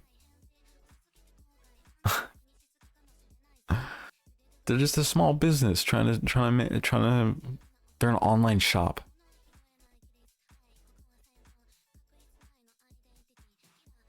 What? $400,000?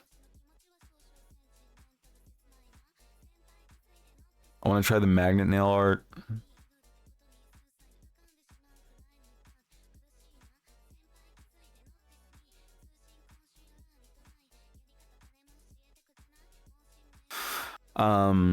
His videos always gross me the fuck out. What, his Epic Mealtime videos?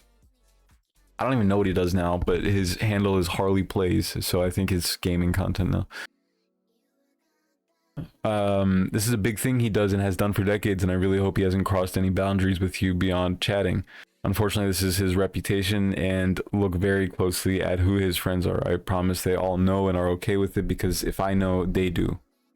They have a few screenshots of me voicing this opinion to our mutual friends who are huge YouTubers, who basically said, okay, well, he's fine to me.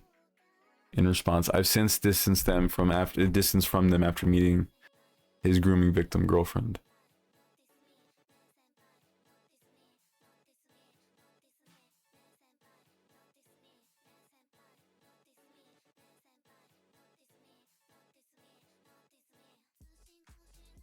What the fuck? That's just one screenshot.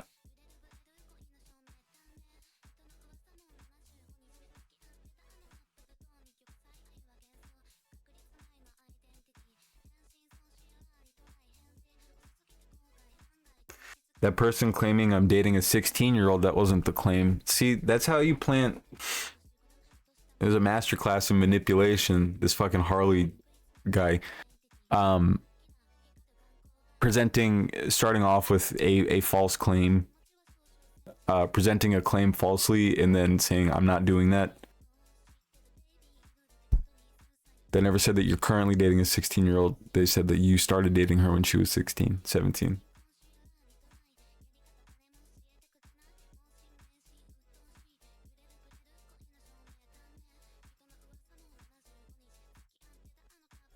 How Too Basic, I remember that guy. I think he still makes content, but not egg content. My students were talking about I hate sloppy drunk girls, my pet peeve. I butt in and told them how my girlfriend is the ultimate sloppy drunk. Hello? What do you mean your students? Was he a teacher?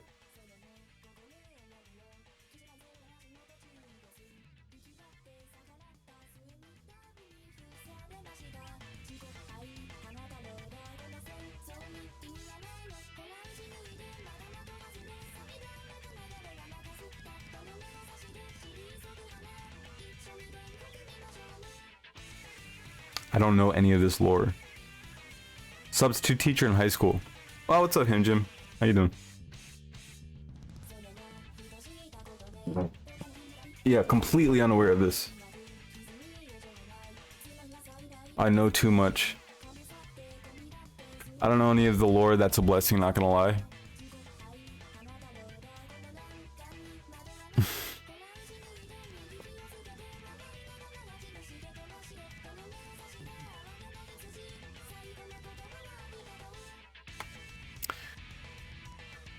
Really not comfortable. Okay, yeah, he's in high school teacher. He's a high school teacher. Really not comfortable in a high school on Halloween. These girls' costumes are inappropriate for one school to 15-year-olds. What the fuck? Hey, mind your business. What? Really not comfortable in a high school on Halloween. That's so weird. That's so weird.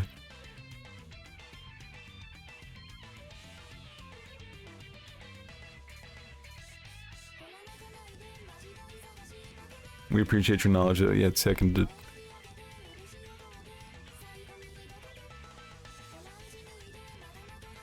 Well, that's something. Quote of the day: I'm the whitest F slur. Can't wait to see Marge Simpson's Blue Bush in Playboy next month. It'll be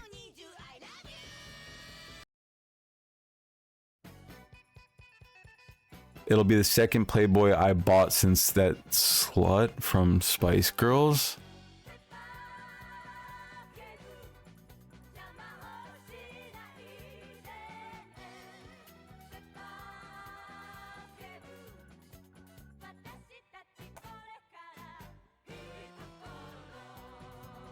I agree with every girl I ever dated. Your husband is an F slur.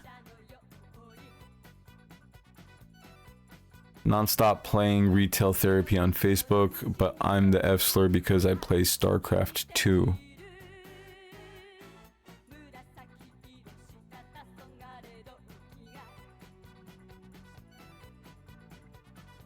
Is it wrong if my first reaction is to side with the extremely well-paid quarterback when he's accused of rape? Only linebackers rape?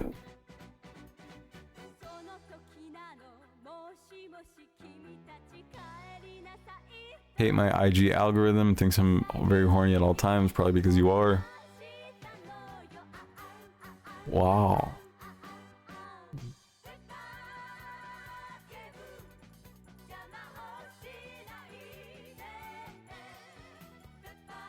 I know about the blackface, which we'll get to in a minute, because he made the most unserious comment ever.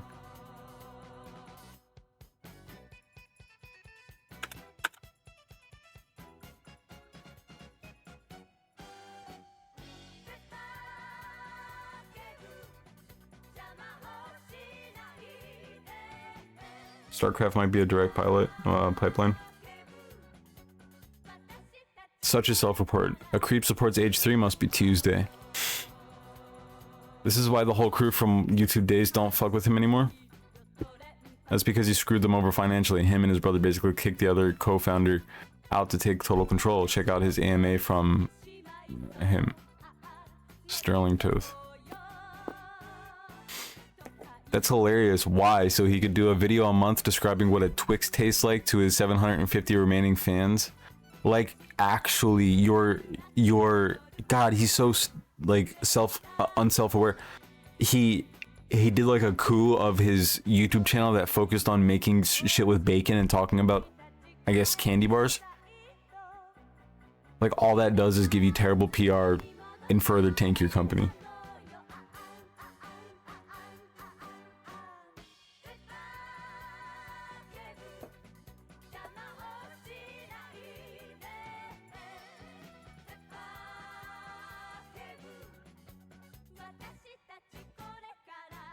What?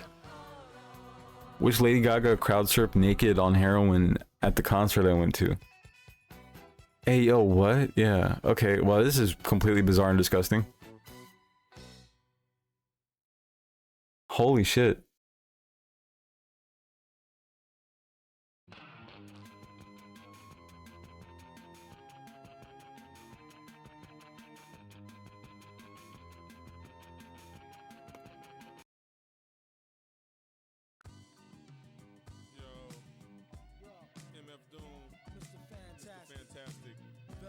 Wow, okay. Oh, okay.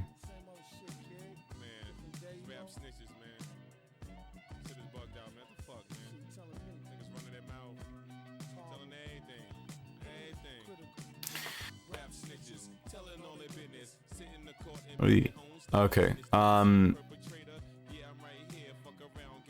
Minnesota residents are now showing up to the daycare asking where the kids love the movement Nick Shirley started. Oh my god. Call me a lib, but maybe it's not ideal to have this new trend where random dudes in sunglasses show up at daycares demanding to be shown children.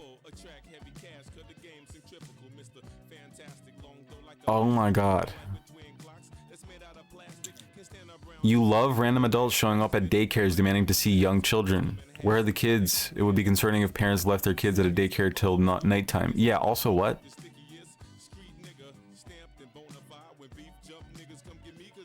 They love this meme for some reason.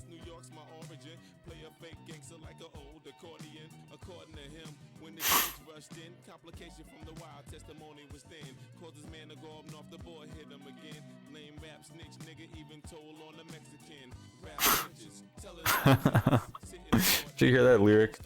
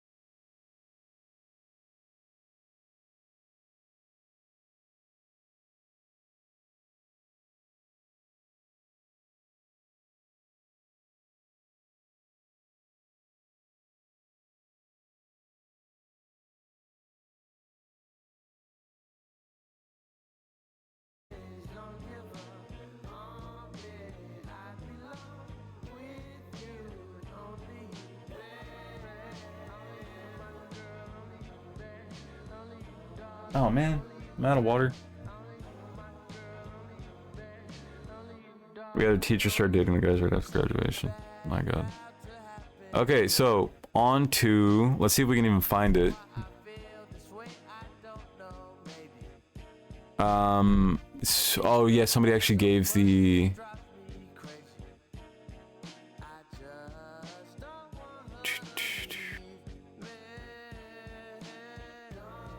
timestamp.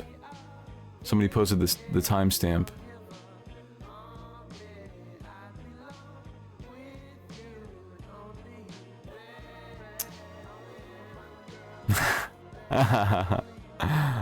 That's a great image.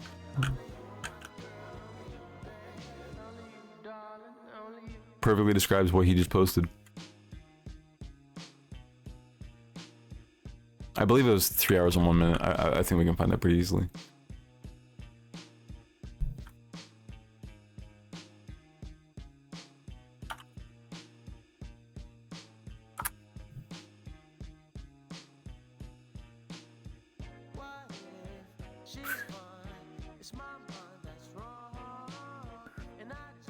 Does he post his VODs or no?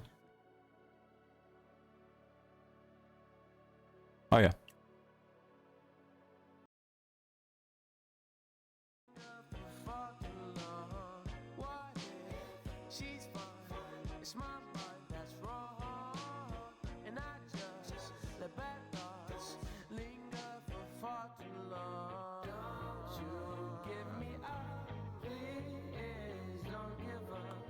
Okay, yeah, so this is where Harley jumps into Hassan's chat and starts talking to Hassan. Ay, ay, ay. I held Hassan to a higher standard. No, you didn't. Shut the fuck up. Oh my god. Okay. But I gotta grab water and use the bathroom. Chaos! Hey, what's up? How are you? Happy New Year. I only remember his name because a kid made a SoundCloud diss song after he was arrested. Let's go. Art.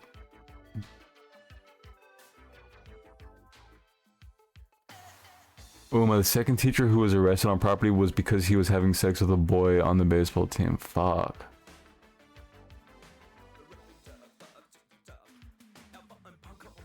Oh my god.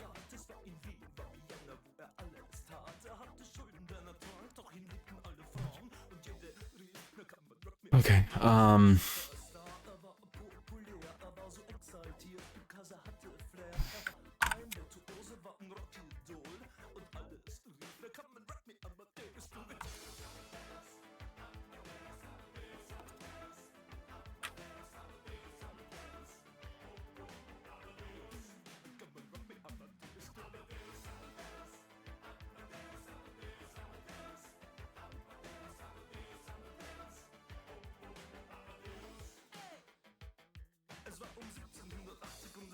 With YouTube Premium, watch ad-free videos and listen ad-free on the YouTube Music app.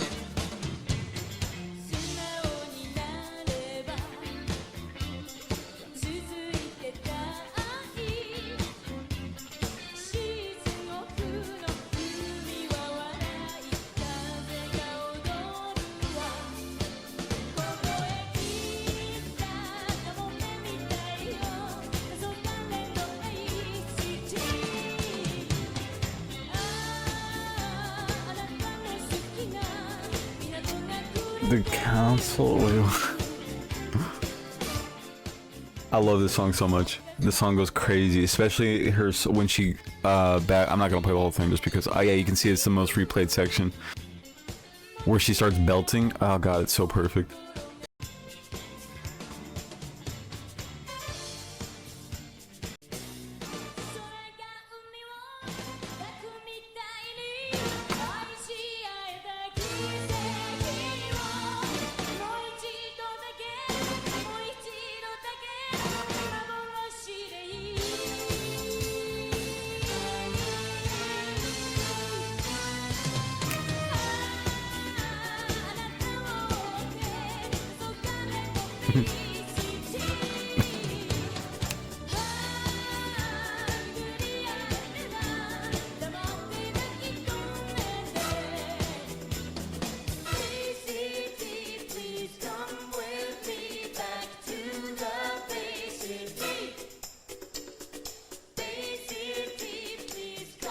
I don't remember this part.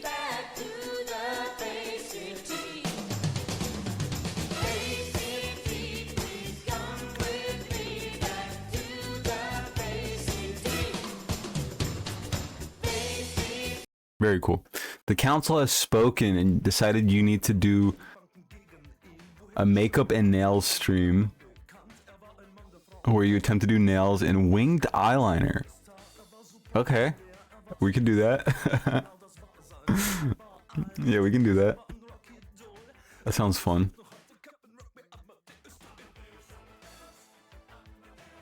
That sounds fun. I don't know what you guys are expecting, but I do have, what is this? Just been sitting. Oh no, I think it's just clear coat. Yeah, it's just top coat, but I have one thing of nail polish to make my nails shiny. I expect a lot. I support. Okay, cool. I'll put in effort. It's just the effort doesn't always translate to. Yeah. Okay, Diva. What does Pando eat? Oh, geez. What does he eat?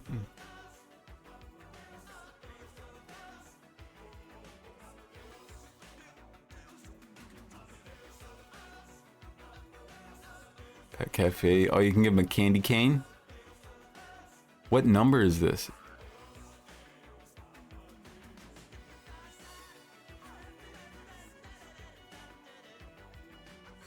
As long as you actually try. Okay. So there's cookies, there's a candy cane, and there's a gingerbread house. Sound alert.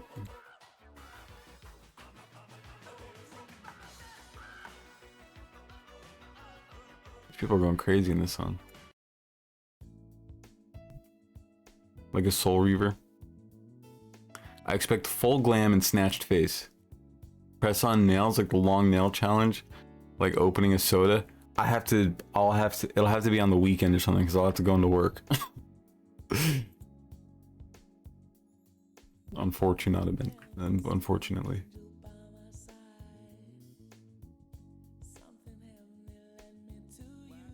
80 years. Zionism has overcome Judaism as for many secular Jews too, especially, has overcome the actual religious principle and turned into this like civic nationalist religion that revolves around ethno-religious supremacist values and an exterminationist principle against those who were living there prior to the people without a land going to a land without a people, even though there were people there. So when you have people like Jake Tapper, for example, also defending Israel on the conditions of Jews have to have an ethno-state. Jews have to have an ethno-state. It's ridiculous. Girl, no, you gotta go to work and type up an email. In a negative way. People are not going to come to someone like myself and listen to my perspective on this. They're gonna. The employees have to see me as a. Well, I mean, whatever. The false conflation from people like yourself. They don't like my. Hearing this false conflation from people like Jake maybe Tapper. they're just they keep being this false bigoted. conflation from every outlet in the media, both pro-Israel and anti-Israel. So Oh, this is where he goes in chat. Okay. That's it. And it's really interesting because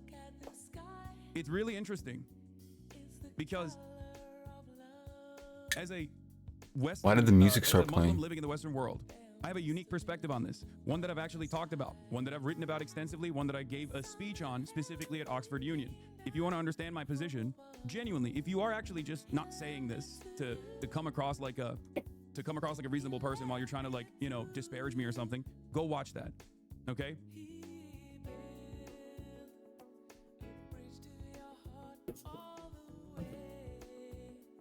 Oh yeah, what did he say? He said, I held Hassan to a higher standard. I don't You're go basing your off. opinion on a whole religion. I'm not.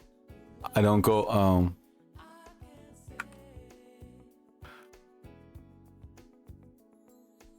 I didn't want to download it. You're basing your opinion on a whole religion. I'm not. As a matter of fact, if you had the reading comprehension here, you would understand that that's the opposite of what I'm saying. Instead of rage tweeting and sitting in this chat, you should perhaps try to comprehend what I'm saying here and not just act as though you are charitable to my position on the internet to, you know, try to win over some people or try to win like this silly argument, which you're not going to win anyway. Okay? Ooh. Just think about it. Instead of tweeting, just try to understand. Heaven what I'm forbid saying. a man serves at work. Fire them Okay. for being homophobic. If you're basing your whole opinion on a religion because of one single place of worship, then you use your huge platform. I think it makes a valid point. Why is the Nobody Most says High anything, and someone just looks at me. It's like, oh, what do you think? What are you saying about my nails, huh? No, you're good. popular among Jews? Have you ever taken the time to research that exact question? This is not something that I want to happen. This is something that I have worked, as I'm saying here, against happening over and over again. But when you jug time, say folks. you're Jewish and you defend Israel and you think Israel is defensible when it's conducting a genocide and you say it's not a genocide, okay? What do you expect people to learn from that? When they hear that over and over again, when a random person who already has anti-Semitic tendencies, as most people do, right?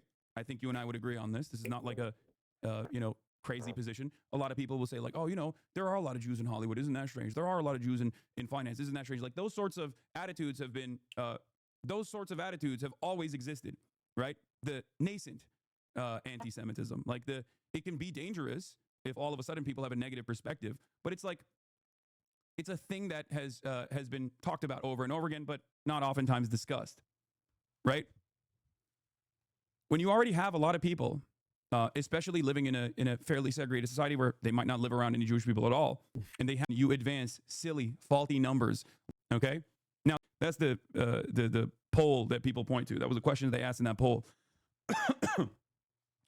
But having said that, when you say that over and over again, what do you think people are going to learn from that? And it's crazy What that do you think people are going to learn from that? They're going to think. His original tweet was literally very clear, very explicitly saying that it is not like the words on paper were saying the opposite of what they're trying to make it say. It's like you'd think that any reasonable person, but then any reasonable person would be like, well, that's not exactly, at least if they're the fans, they would be like, well, I think they may be misunderstood. No, the entire subreddit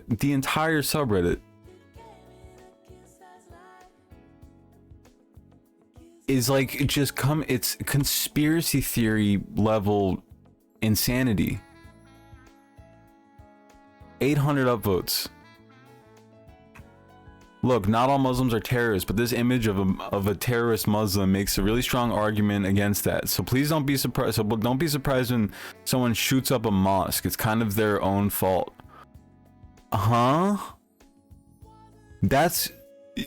This comment in and of itself is Islamophobic.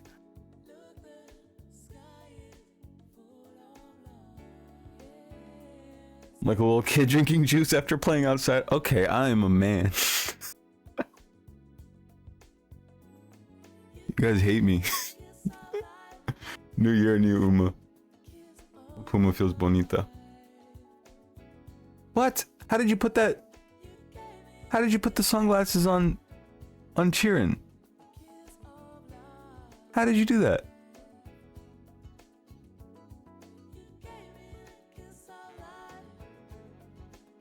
Hold on. You can edit emotes?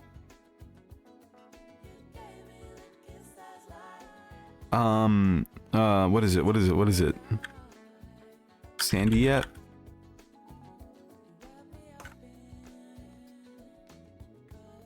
No, I don't even know my own emotes. Oh, I could just do this.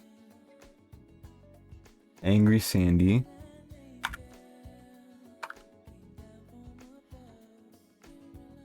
Oh, okay. I don't have any channel points for myself, but I also guess I could just make it.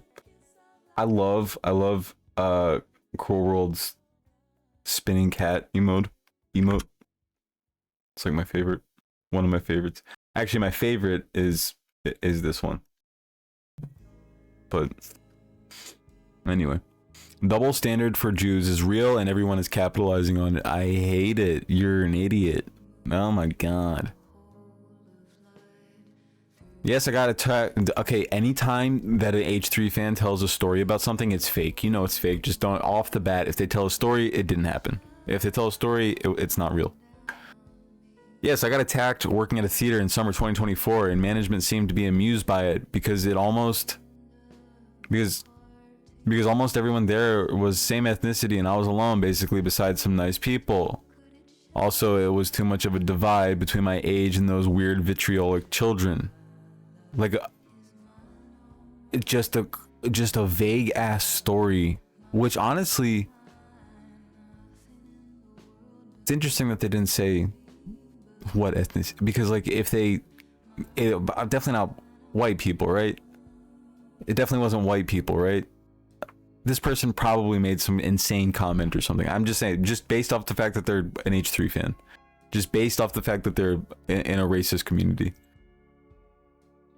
But like, yes, I guess Ethan made such a perfect analogy. I thought so originally, but it only works if Muslim people in America were actively supporting bin Laden. Is there any evidence to suggest that? Y'all can downvote me, but I'd appreciate an actual response, please, because I'm not getting it. And this person probably operates in, okay, they hid their post history, but like this person is probably an H3 fan. 79 downvotes, dude. I thought so originally, but it only works if Muslim people in America were actively supporting bin Laden, which is exactly like one person is waking up and being like, well, that doesn't exactly make sense. They said, fuck you. During 9/11, there were rumors of the mosque celebrating it that a lot of people believed. That's what he was referring to. It's the same as the people at that time conflating Islam and terrorism. Progressives fought that narratives for years. But did they actually? No, this synagogue literally he did come. He did arrive there and was celebrated. The Cruel World, yeah, Shaky Void. That one is cute too.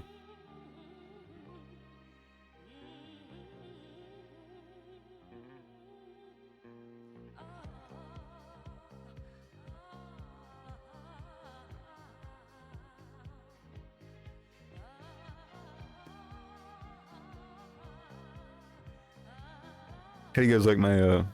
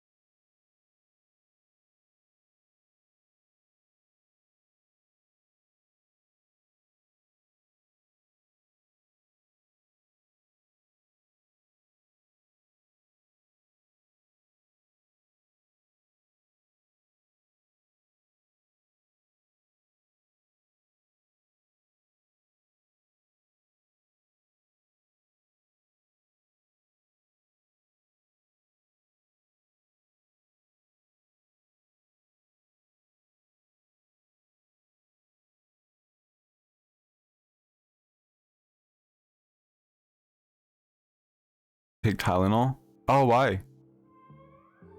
Oh, I might get autistic. It's too late for Uma.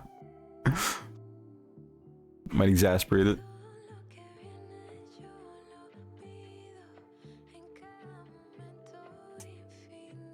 Okay,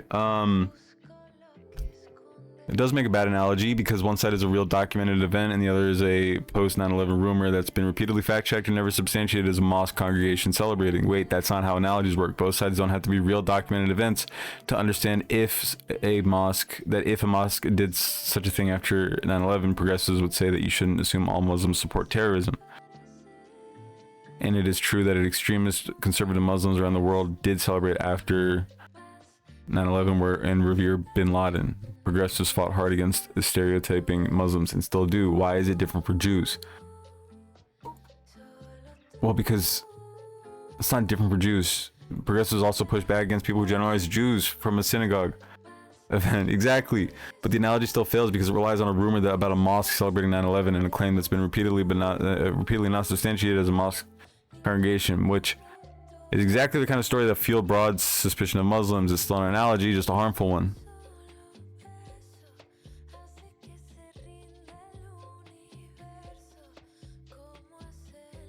The right often doesn't care for the truth. Downvoted. What?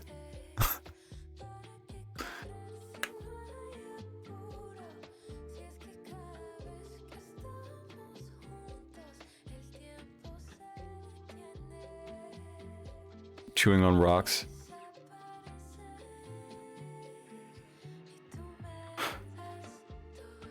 Oh, brother.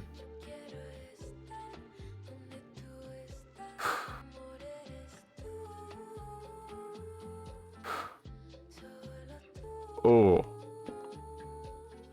The worst pain, dude.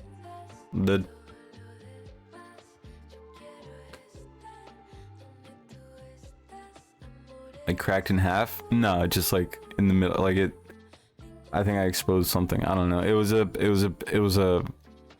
It's hereditary. I have bad teeth. To an extent. It's also some other factors, but and it just a really, I guess it was like overcooked fried chicken or something like that. I don't know what it was, but it was a really hard piece of fried chicken and just right dead center in one of my molars. I, chomped down on it and it, yeah. You need the dentist ASAP.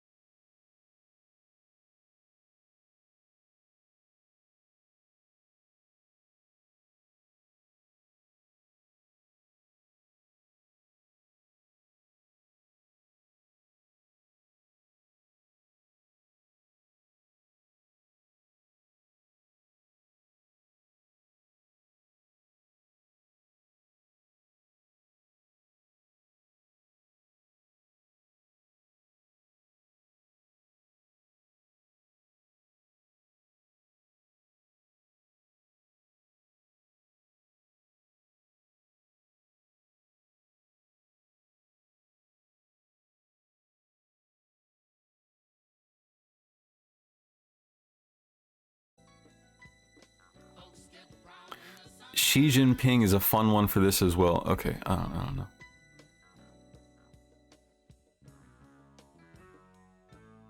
Wait, so why is this person trying to separate what Netanyahu did from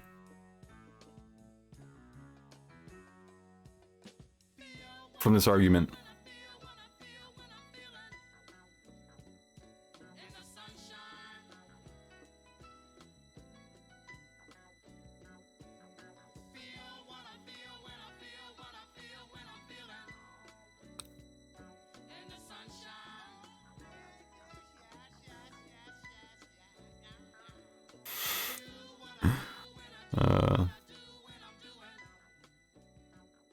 All he has left is appealing to political extremists. They don't know that a lot of radical leftists thinks he's too moderate.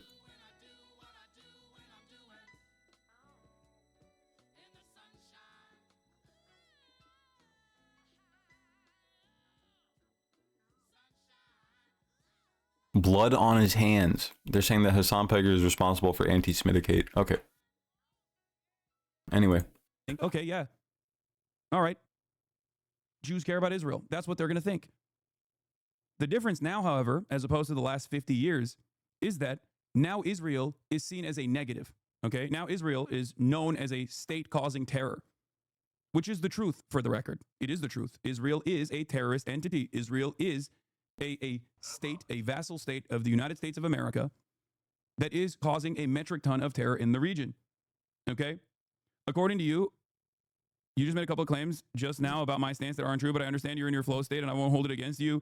According to you, China is just a normal country, but Israel gets all your attention. What should people take away from that? I mean, this is something that I've talked about quite extensively, but I think you might hear it for the first time ever. But here it is. China's operation in Xinjiang, okay, in terms of dragnets, mass surveillance, and re-education camps was completely unjustifiable. I've talked about this extensively. You'll never hear it in clips, obviously, because it doesn't favor people's arguments that I'm a China dick rider who never criticizes China. But if Israel operated in the same way that China operated in Xinjiang, in both Gaza and the West Bank, where every single Palestinian had equal rights in the aftermath of this re-education and whatnot, the rest of the Western world would consider Israel to be the most peaceful nation of all time. As a matter of fact, people such as yourself and numerous others still thank you for the follow, refuse Brooklyn. to recognize that Israel has conducted a Rob, genocide. 800. That Israel has always had an ethnic cleansing goal in mind from the beginning. Right, from its inception. The nation state started with the Nakba in 1948, and even before 1948, obviously. Yeah, writings, Zionist writings, plans for the state. Even before Ben Gurion was prime minister, he was still a very active participant in the movement. And very lauded. He's still lauded to this day, and obviously, and in his writings to his son, who is overseas, he literally used the words "cleanse the land," "clean the land." Like it's always been a thing. Obviously. This is the problem. Also, we're not even talking about China right now. We're talking about Israel. I held this on to a higher standard. I don't go off of every streamer that says some bullshit. There isn't enough time in the day. Also, tweet mentioning equal cyber-stalking language and words are important these days. People like yourself have to stop fucking them up.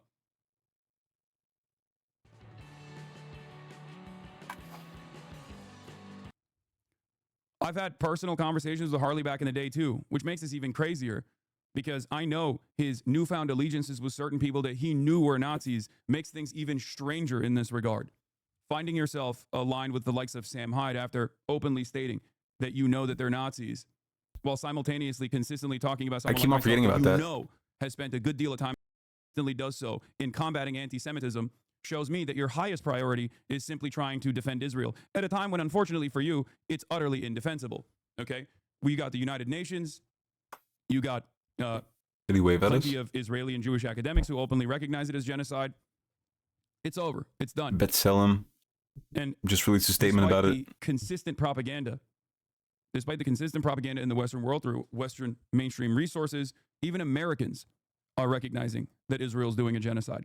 So the more you consistently try and defend this, the worse it'll look for you.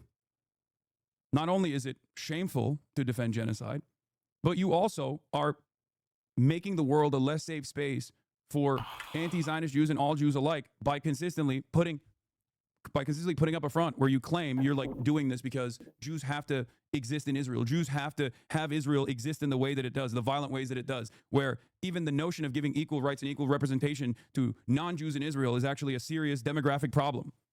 That's an ethno-state, brother. That's fascism. I'm an anti-fascist. It doesn't matter if it's the fucking German folk doing the fascism, and it doesn't matter if it's Itamar Ben-Gvir or even someone such as yourself doing the fascist argumentation. God damn it. I know I'm out of focus. I know. I'm losing my fucking mind about this. Me. What is happening with this fucking stupid ass camera? Is it the Labubu that it's focusing on maybe?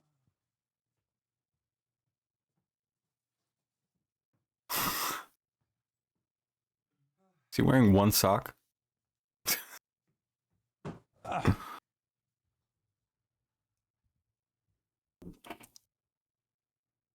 I feel like it's still out of focus. It might be I feel focusing like- on O'Bungler. Yeah, I was about to say, it's focusing on them back there. One sock piker. Does he have a Labubu on his microphone? That's a good idea. What a horrible days to have eyes and have. I have Syrian, Tunisian, and Moroccan Jewish friends in Montreal, and they cannot go where their grandparents grew up. The Nakba went both ways. Oh my lord. Sure, bud.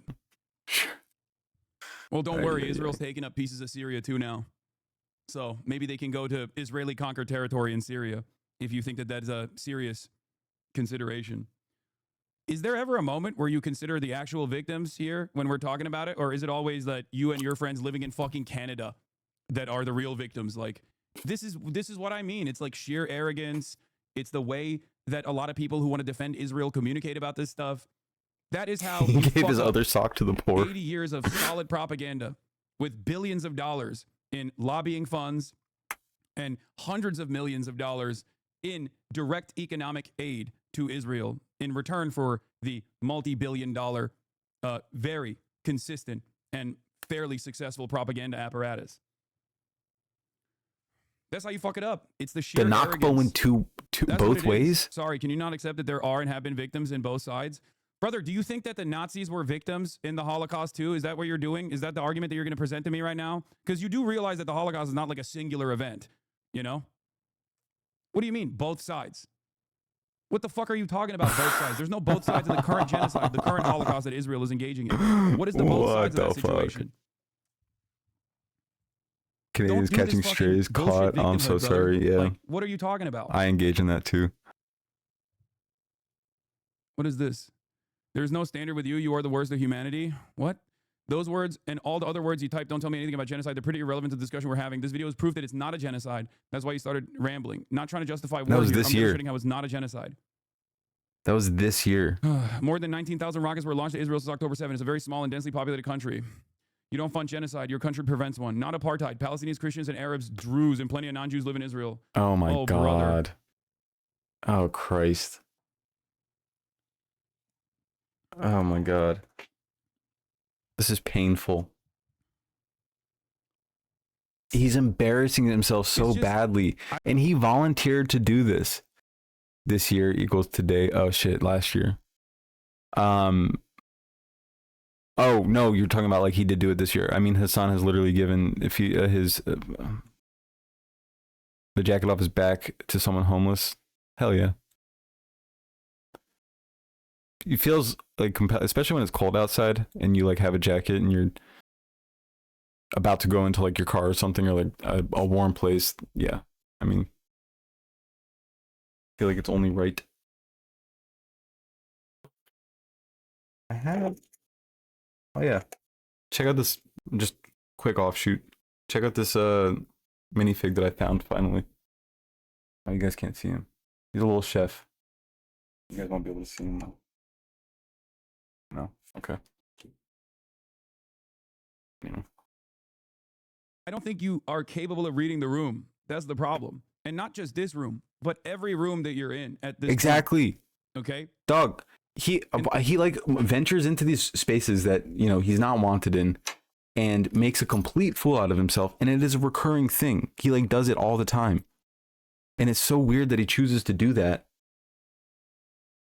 Like he came into my DMs and said, I forget what he said, but he came into my DMs, random ass Twitter user. I had like 40 followers at the time, and he messaged me, and it's like, why does he feel the? Is he drunk? Is he like, what is it? He also claims that he like quit alcohol, but like, I can't imagine somebody who's sober behaving like this continually. Bye, everyone. Have a good rest of your stream. Oh, okay. Bye. Enjoy hanging out with the boyfriend. This is kind of He my used to be a point. The teacher. We were point I'm just talking making about is, that. Very brother, creepy even if you want to activity. defend Israel, you should just probably keep it quiet, okay? Because you are genuinely participating in people developing this horrible tie.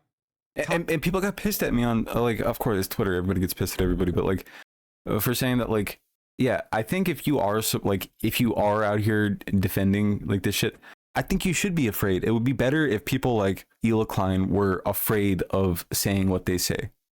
It would be so much better if they feared the consequences of saying this shit. And they're like, oh, you want people to not be able to blah, blah, blah. And it's like, yeah, there's no reason right now that you should be defending there's no reason that you should be defending their actions, their quote unquote right to defend themselves. There's no reason for you to be doing that right now. And it's not just like, oh, well, it was a bad statement. Oh, it was like, if you show any sort of like, I don't know, charitability to them right now, it's not like, oh, it was badly worded, or, oh, maybe they shouldn't have said that. No, like, you fundamentally do not see these, Palestinians as being deserving of life. I have to put it simply.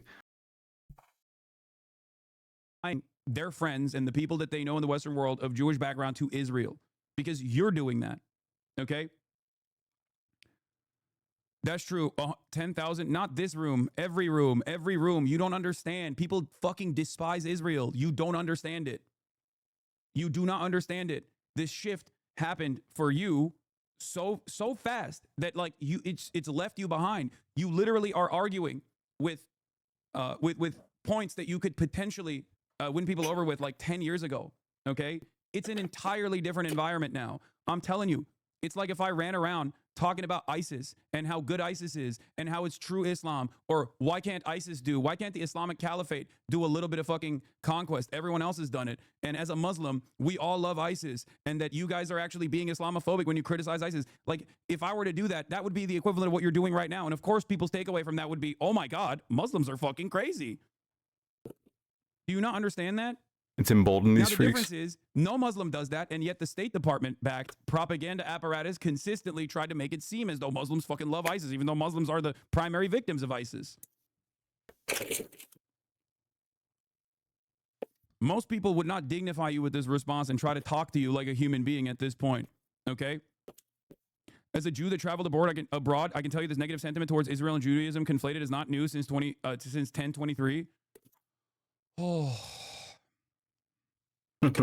Yeah, I wonder why. Do you think Israel tied its actions and its conquest and its violence to Judaism after October 7? Do you think that this is a new phenomena? No, this is my point. My point is, Israel's been doing it to actual genuine success, especially in the United States of America, for a very long time. The Holocaust was a state-planned industrial genocide aimed at exterminating an entire people everywhere. The Nakba refers to a mass displacement during a regional war with multiple population movements happening as a result of that conflict. I said the new Holocaust, the current Holocaust, the one that was now paused for a little bit, even though it's not necessarily real. All that pause with a fake ceasefire. Okay? Yes, the Nakba is a planned out, systematized ethnic cleansing campaign. Okay, that's what the Nakba was. It's because they already hated Jews, Hassan. People hated Jews worldwide before Israel, Hassan. Oh my fucking Lord. You're literally... Oh. You need to understand something, okay? No one is denying that anti-Semitism was not a major vehicle throughout history, okay? I talk about the pogroms. I talk about the Holocaust with regular frequency. This has nothing to do with the Nakba, okay? Unless you think that the Arabs, Muslims and Christians alike, that lived in that area were simply frustrated because Jews were there now, and not because they correctly recognized.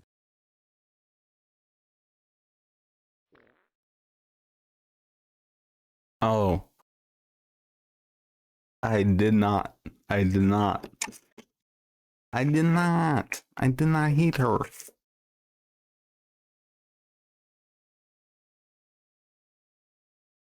I did not fart.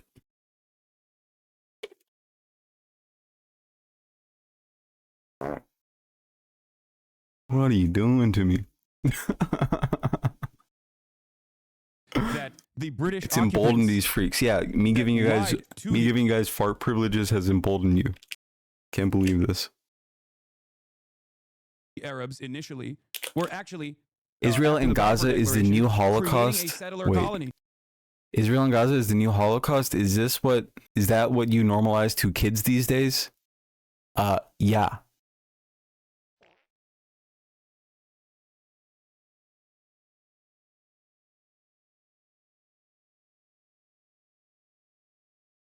And they were right, by the way. The Arabs were correct. They were creating a settler colony. That's precisely what happened. It wasn't Jew hatred at all. It was self-preservation. It was people fighting to make sure that they weren't slaughtered. It was people fighting to create a nation state for themselves.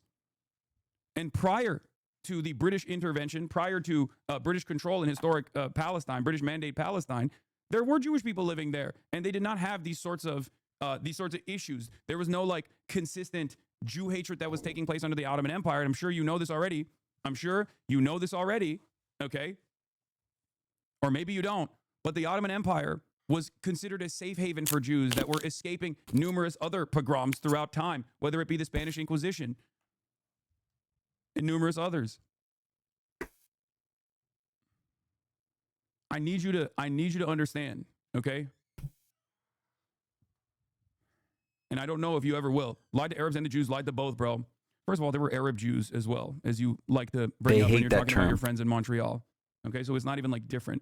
They don't like that term for You whatever don't even reason. live in Israel and you're using I like, referred to Arab Jews. I referred to Arab Jews at one point, I think in like a comment somewhere, and some guy, like, it was just like maybe one sentence, like 5-6 word like replies back and forth. When I said that, it was a fucking paragraph after paragraph of him being like, "How dare you?" And I'm just like, "Oh God, what did I do? What did I trigger in this person? That's insane." real demography. It's so funny. This is what I mean. It's like pure brain rot.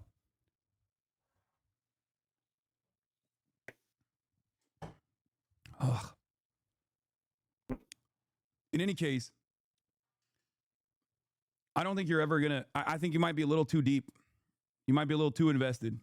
Lied to Arabs and to the Jews. Lied to both. Wait, what? Love the framing. Love the wording on that one, Harley.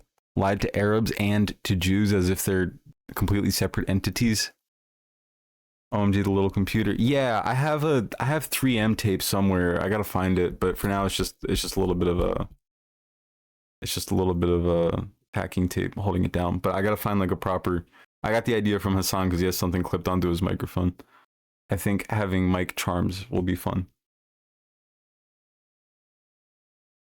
If anybody doesn't know what that is, it's an awesome Christmas gift I got. By the way, look at this. It's a little Uma News channel, aka Unk. Oh, sorry, you can't see that. Really cute. I thought it was part of the screen decor. No, well, I do have it right here as well, but I'm gonna get proper adhesive and like put it on there. And then I have some other charms that I could put on there. That's a good idea. That's a great idea. Put little charms on my microphone.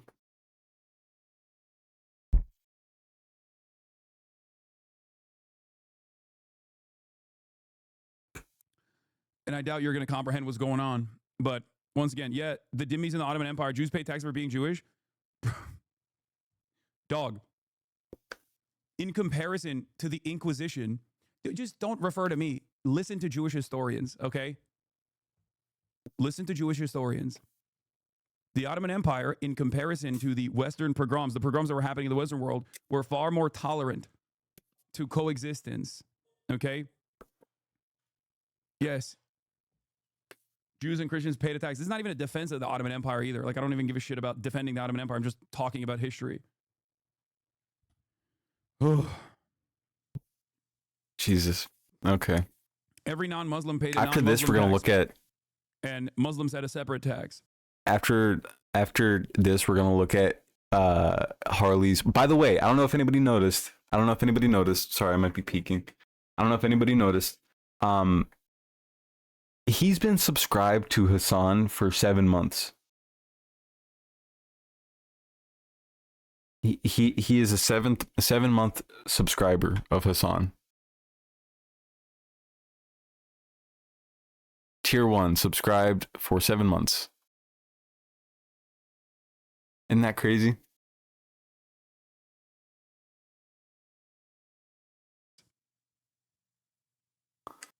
Probably so we can clip him. Oh, wait, is that like a sub-only thing? You do understand this, right? You do understand this, right? Like when you consistently try to like defend Israel and talk about, you know, an ongoing genocide in this way, when like even people who don't give a fuck about Muslims, right? Like Arabs, Muslims at all are recognizing this to be like a truly horrifying situation. Like you are saying, this is my shit. This is me. I am a Jewish person living in Canada or living in America. I don't know where you live, right? And I love Israel, and I'm going to defend Israel, and I'm actually going to use anti-Semitism as a reason for why Israel must exist in the violent ways that it does. This teaches people the wrong lesson. It teaches people the opposite lesson that I'm trying to teach them, which is ironically exactly what I was trying to say here, which you did not understand. Okay? That is my point. You're contributing to it. Anyone that turns around and says, Zionism, well, 90% of Jews are Zionist. Okay, 90% of Jews are Zionists. So if you're anti-Zionist, you're anti-Jew, does not realize that you're teaching people to be anti-Jew in that situation. You're not teaching them that like there is a difference in opinion between many different people. People go, okay, I'm anti-Israel. So if 90% of people are 90% of Jews are pro-Israel, then I guess I'm anti-Jew. That's it. Because a lot of Zionists do not understand that people do not fuck with Israel no more. Yeah. Okay. It just doesn't make. I don't know if he keeps on sense, going. especially to someone like myself. Argue with someone like myself, and for the record, anti-Semitism would still exist. People would still tie Israel's actions to Judaism, regardless. But you're not making it any fucking easier, especially when you argue with someone like myself. Ha ha ha ha. In comparison, quote. In comparison, bro, Jews paid for being Jewish. Okay, they were tolerant. But Jews were discriminated against. You painted it as it wasn't like that. And then I pointed out and you get exasperated. This has been my issue with you. What? That's your issue with him? That he said that they were more tolerant? And then you said that they... And then he gets exasperated that you don't understand that they were more... He literally said specifically, compared to the pogroms, the Ottoman Empire was a lot more tolerant, and he referenced that before Harley even brought up the taxes. Yeah, and then he tried to say that Hamas tried to do genocide on October 7th. When did he say that? In this chat? Tell me you're lying. What? That's literally a Ben Gvir line. That's literally an Itamar Ben Gvir line. Oh my God. Haha, in comparison, bro, Jews paid for being Jewish. Okay, they were tolerant, but Jews were discriminated against. You painted it as it wasn't like that. And then I pointed out and you get exasperated. This has been my issue with you. No, reading comprehension is your major issue. And critical thinking is your major issue. On the one hand, there was ethnic cleansing taking place against Jews. On the other hand, Jews, just like Christians, were forced to pay a tax, okay? A non-Muslim tax. Take it up with people that chose to escape to the Ottoman Empire at the time and not with me, okay? They made that choice, and I think it was the right choice to make. Yes, if he's talking about jizya, it was only for military agents and capable men only, not women, children, and the elderly. Around 1.5 Muslims pay 2.5 zakat. Can't believe we're still doing this Islamophobic talking point of the Big 2026, and the tax exempted them from joining the army. It doesn't matter. It doesn't matter. Here, I mean, this article is a great one. I've talked about this already. What did the Ottoman Empire ever do for us? Quite a lot, in fact, by Diana Darke. Contrary to the prevailing view, the Turkish civilization, cool ass last name. Civilization had an egalitarian, multicultural outlook which protected Jews. Why is that an emote? Fart. It's ridiculous, dude.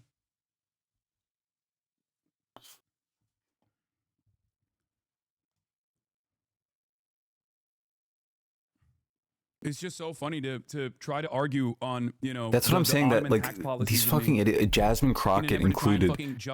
These just I don't know whether they're I don't know, but these wildly dishonest people talking about, oh well, this conflict has been going on for centuries.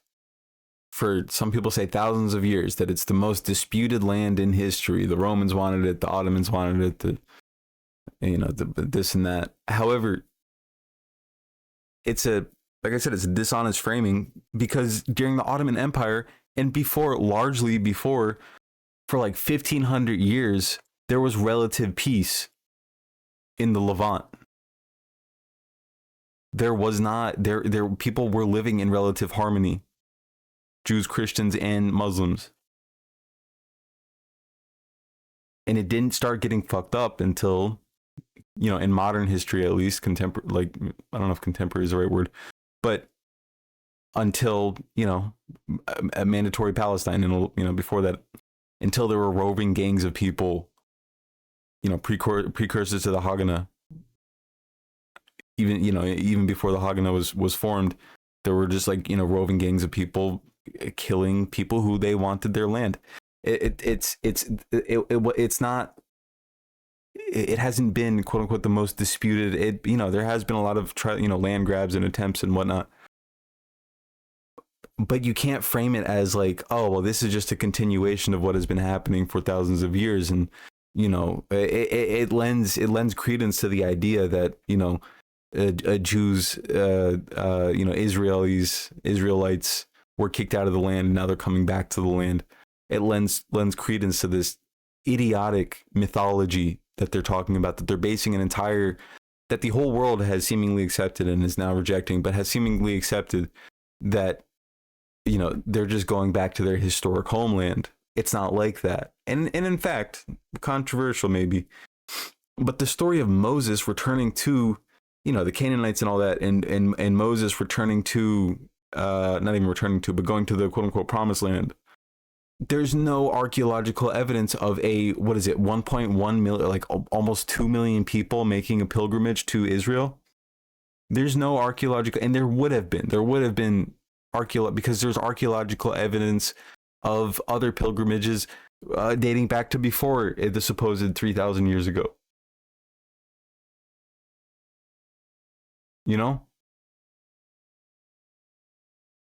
By the Nakba somehow.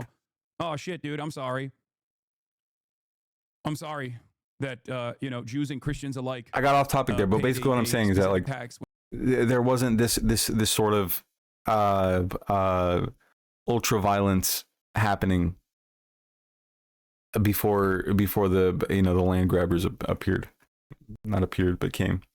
When they weren't serving in the Ottoman military. So I guess it's okay to fucking do the Nakba, and then 80 years of like slow burn, ethnic cleansing and mass displacement and land theft. Shit, I should have thought about that. Yes, Jews don't have to pay tax for being Jewish anymore. Look at your chat trying to justify how Jews paying tax for being Jewish. Isn't that bad, lol? Dog, it's not that bad in comparison to fucking genocide. That's the point that people are making, which I think you can understand. Right? Or perhaps you can't. Take it up with the people who fled and sought refuge in the Ottoman Empire. We don't have to have this discussion right now, especially when you're trying to justify the fucking Nakba for this reason. Oh my God. Do you not understand how fucking stupid this argument is? Are you all right? Never justified the Nakba, only pointed out it went both ways. Jews were expelled as well during the Nakba. Oh my God. Oh my God.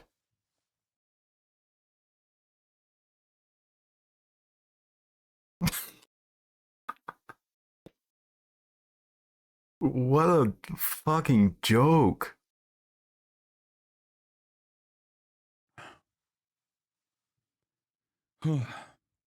Oh, good Lord. Yeah, why the fuck do the Palestinians have to be those who are ethnically cleansed for the European genocide of Jewish people? I know. That's a separate point, too.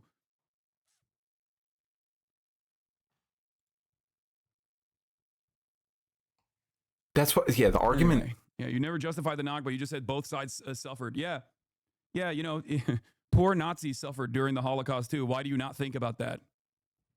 Poor Turks suffered during the Armenian genocide. Why does nobody ever think about that? It was just mass transfer. It wasn't that big of a deal. It was a little bit of ethnic displacement, right? That's what I would sound like if I were you. You know, doing the same kind of defense. And many people still do it to this day, as a matter of fact.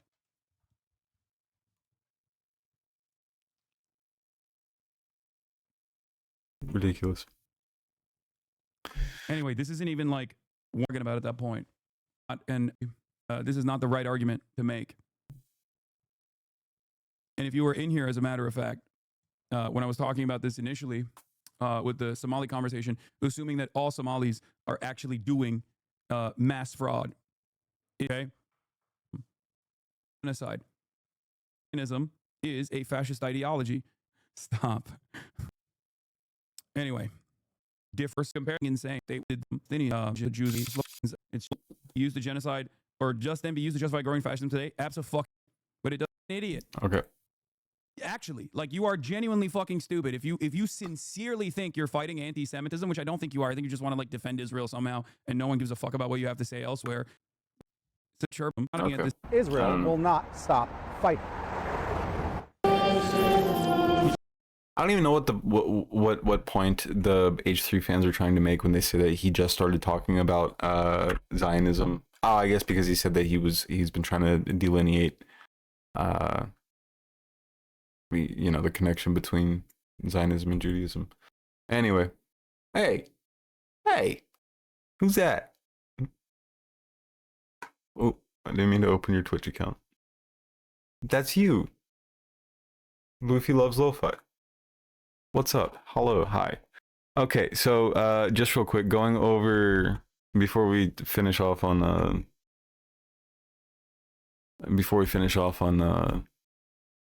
Cameo. It's crazy that I stopped at that point.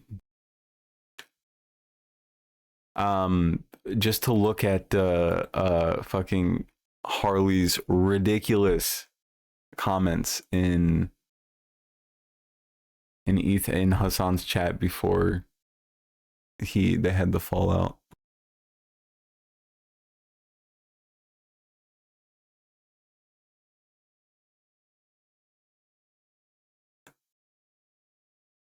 Okay, this is just a list of all of the messages that he sent this time. You're extremely you're extensively trivializing the Holocaust to prove a point. I think he said never justified the Nakba. We said that lied to Arabs and the Jews. Is he trying to justify the genocide right now? Look at this. The Holocaust was a state-planned industrial genocide. What? What is he even trying to say?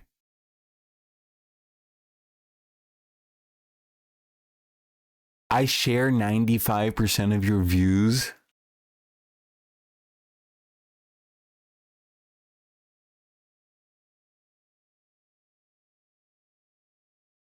And don't forget this. Oh yeah. Okay, so there was an edit made. Okay, well let me not get off track. I'll do that right after this.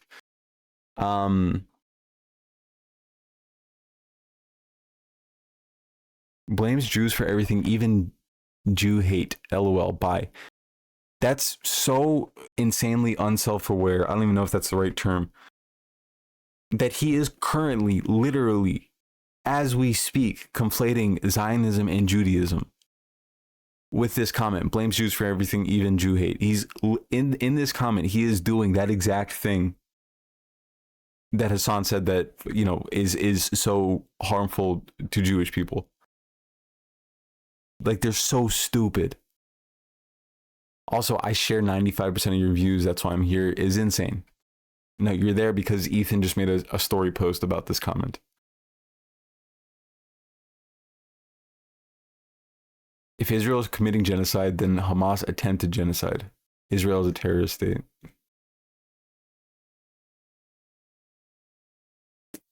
What do you even say to that? Okay. Did I save the right post? Of course I didn't. Of course not. Maybe it's in these comments. Oh, this is in H3.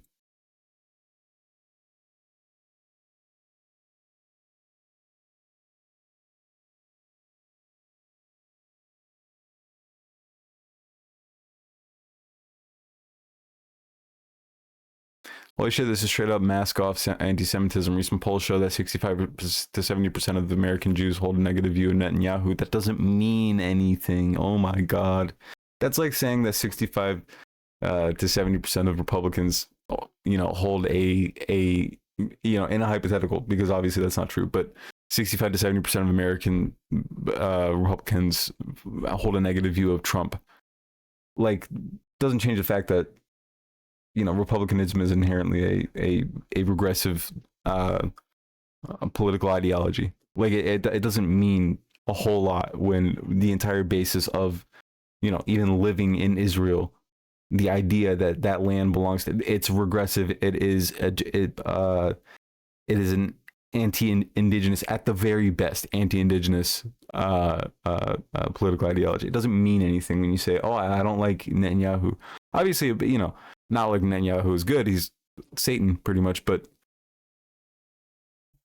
also, Netanyahu is the prime minister of a country that's trying to fight a PR battle worldwide. Does he think Bibi just walked into the closest synagogue to his hotel with no vetting, pre-coordination? Miami Jews are also the most conservative Jews in the country on average compared to New Yorkers in the nationwide average. The fact of the matter is that if you walked into none of that matters. None of that matters in this context, because to the public, you said it yourself in the first part of your comment, that he's fighting a PR battle. It's a PR battle. So public relations, the public is going to associate a synagogue with Netanyahu because he went to the synagogue and got a warm welcome there. They're not going to know about the statistics, the demographics of who is more, conservative, or what state has the most conservative Jews. They're not going to be thinking about that. They're not going to have this information. That's what he's trying to say. He's not trying to say that this is fact, that Jewish people are anyway, beating a dead horse.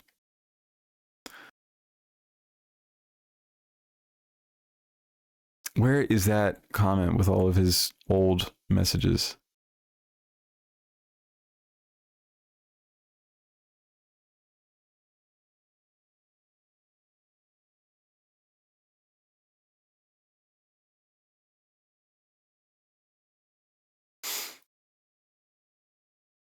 Oh man.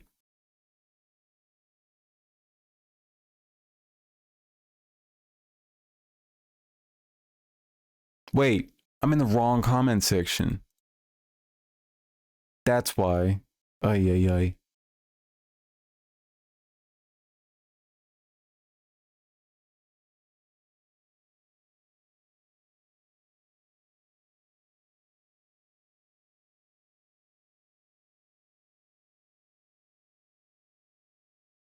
Palestinians inside Israel have equal rights. Not even true. Not even true inside of Israel proper. Yeah, this lie is so annoying. It's the easiest way to prove this is look at the admissions committee law. Racist HOAs that only Jewish citizens can form. Literally, you have to, in order to serve in a public office, like our, the equivalent of our congressional body, you have to abide by certain public state. You have to make certain public statements about Israel being a Jewish. You have to abide by the laws of the Torah. You have to, there's no religious freedom inside of their congressional body. It's like, it's not saying that Arabs are inherently Muslim. I'm just saying that in where they are, there's more of the Arabs are going to be Muslim, and it's not. There's no way to say it's state sanctioned ethnic inequality.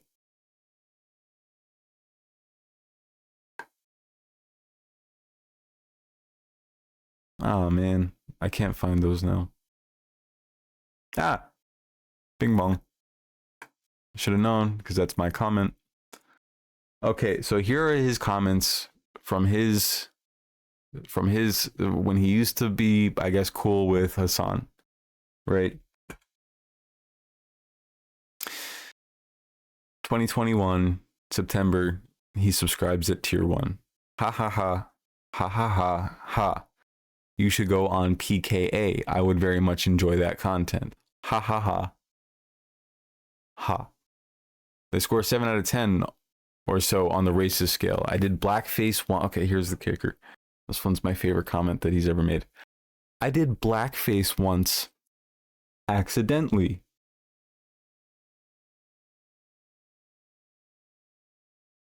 And apologized.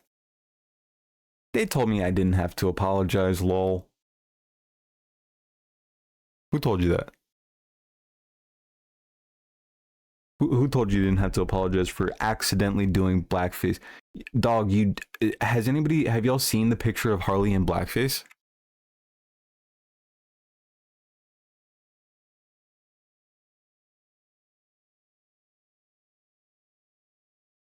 Because it's not blackface. It is full body. It is full body black face. You're telling me this was on accident? How is that possible? No, you were a black person for Halloween. It's not accidental. It's not you put on a face mask and you made there's no defense for this that you can say like where Ethan is coming from, where he put like a black face mask on and then made like racist jokes. No, you just did it. And not just your whole body.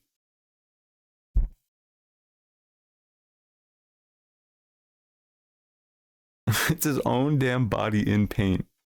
His defense, I was 18, was like 33 in this. Wow, how old was he in this? There's no way he was 18. Was he really?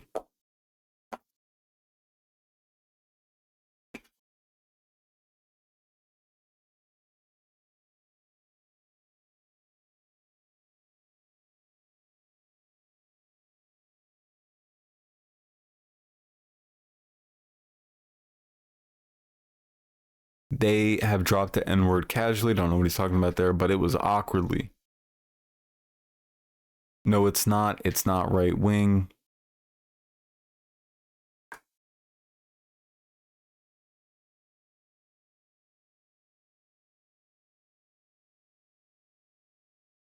Anyway.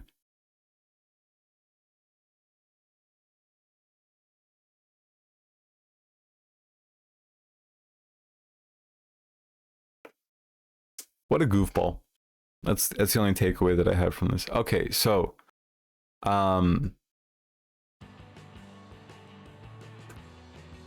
Nick Shirley. Is everybody familiar with Nick Shirley and the situation that's happening? If I get oh, I'm sorry. Edit that was made. There was an edit made of yours truly. There's a Uma Palma appreciation post. Oh, okay, but there's more lore behind this actually. There's more lore behind this. So I was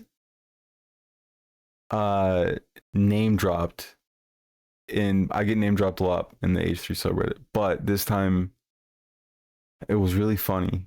Where is it? Who sent it to me originally?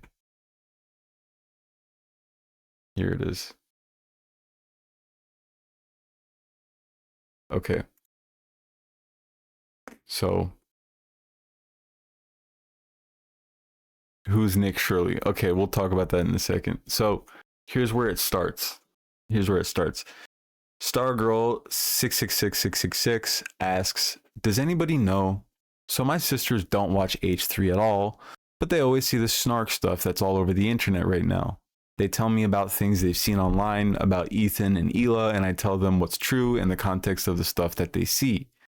Recently, my sister showed me an Instagram reel of some lady talking about how what is happening in Gaza isn't a genocide, and people are lying about what's going on, and Hila liked the video.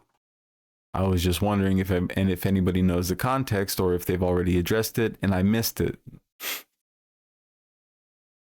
So shoddy-prune-5877 flare JTRN JTRH. Okay, anyway. Oh no, and then they say, I don't know if this was real. I just wanted to know if anybody knows. The video that my sister showed me was a TikTok from the user Uma Palma _ heard he's a cool guy. And it had like 20,000 likes or something. That reel that Hila apparently liked was from Noah Tishby. I hate that I know what that flare means. I have no idea what that flare means. And so this person says, Uma Palma is a sociopath. Just look at their profile picture and obsession with the clients. I don't have a TikTok, so I can't comment on the veracity of that specific claim. But what I do know is that Hila has said publicly, which is that it is a genocide. She's never said that. She's literally never said that. In fact, she liked a post saying it wasn't, publicly liked a post that saying it wasn't a genocide. That Netanyahu is evil and that she supports Palestinian self-determination. Again, not something she's ever said.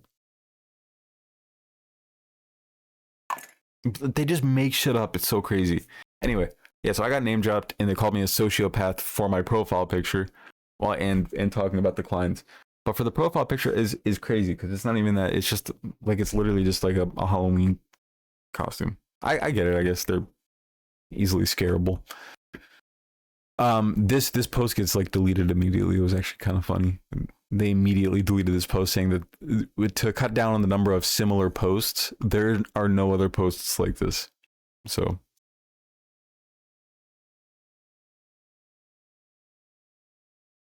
the profile picture, remember when people thought it was a cosplay of Ethan's memorial tattoo? Yes, other people thought it was genuinely the tattoo. And so one of my friends made an edit where it was my profile picture in black and white, like superimposed on. Yes, dude, they thought it was Hila. Where's that picture? I have it somewhere. Fuck. I don't know where it went. Shoot. Anyway, it's a funny ass picture. It's a good picture. I would have leaned into that. I kind of did for a bit, but I don't know. Like they were posting about me like months ago, and they were like, it's so creepy that he has Hila as his profile picture. Anyway.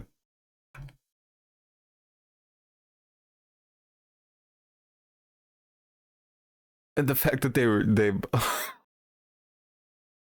the fact that it's supposed to be a bloodied up like person, it's a Halloween costume, so I have like my eyes are like I have so much eyeshadow and eyeliner on my eyes, and then I'm like bleeding everywhere, and like I look scary. And they're like, "Oh, that's Hila."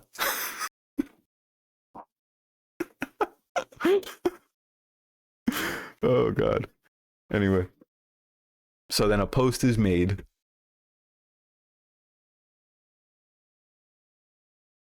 Their own fan base comes up with some of the best ones, absolutely. This is the Uma Palma appreciation post. Oh, and then the caption is, age 3 foot fungi scared of Halloween profile picture, and most importantly, scared of the truth. Calling him a, quote, sociopath? Get real. This is like the favorite. There's been a couple of edits, but this is my favorite one.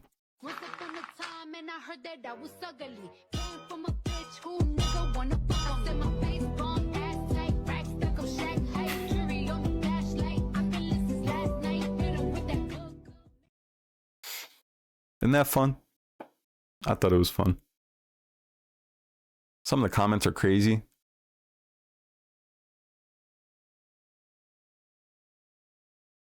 The sociopathic man with his creepy. I'm surprised it got so many upvotes. It has the OG vape clip for a millisecond, and it's tiny. What? Where?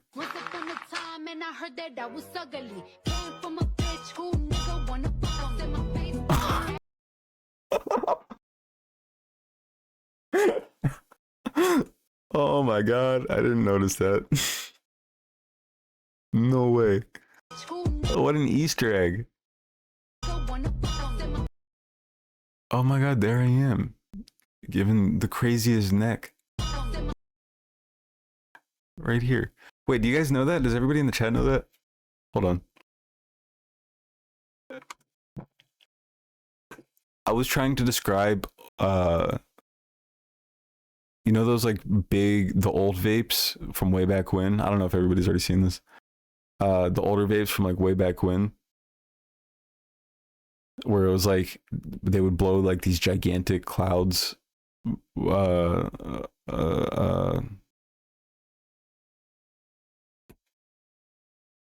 is it?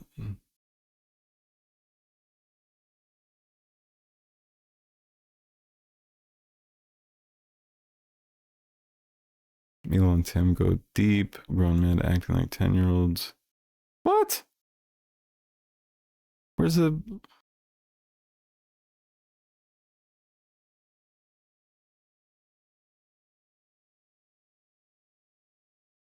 Oh, there it is. Oh, I remember. I don't know if...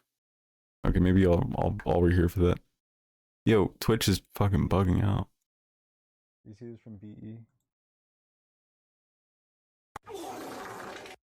Nope. What? But that's not what I clicked on. What the fuck? Yeah, somebody pranked me. I forgot about that. What a good time. That was Annie. You see this from BE? Anyway. Holy shit, Twitch is fucking vapes, yes, and they're like, there it is. How did that happen? Violent farting. Oh my god, Twitch is terrible. Holy shit. God forgive me, Twitch. Twitch forgive me. Dan, please forgive me, Dan. The OG vapes, yes, and they're like,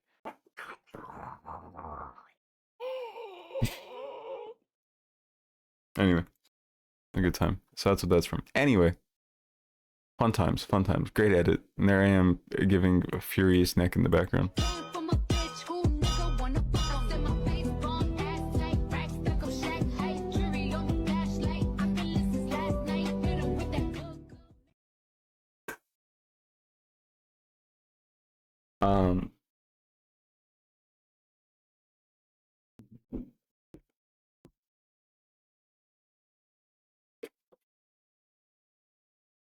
So Nick Shirley, Stray, you don't know who Nick Shirley is, right?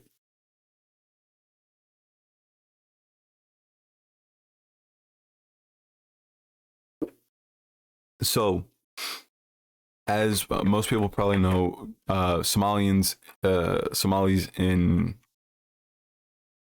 Minnesota are being accused of widespread fraud. There have been some investigations, convictions, and charges brought since 2022. So it's sort of been, you know, and it's important to note that the fraud was not exclusive to Minnesota, to Somalis. Fraud, especially healthcare fraud during COVID, was widespread and rampant across the country and, you know, internationally. However, right now, the new thing is to hone in on the Somalis in Minnesota. I believe it started. How did it start? I forget. It was before Nick Shirley.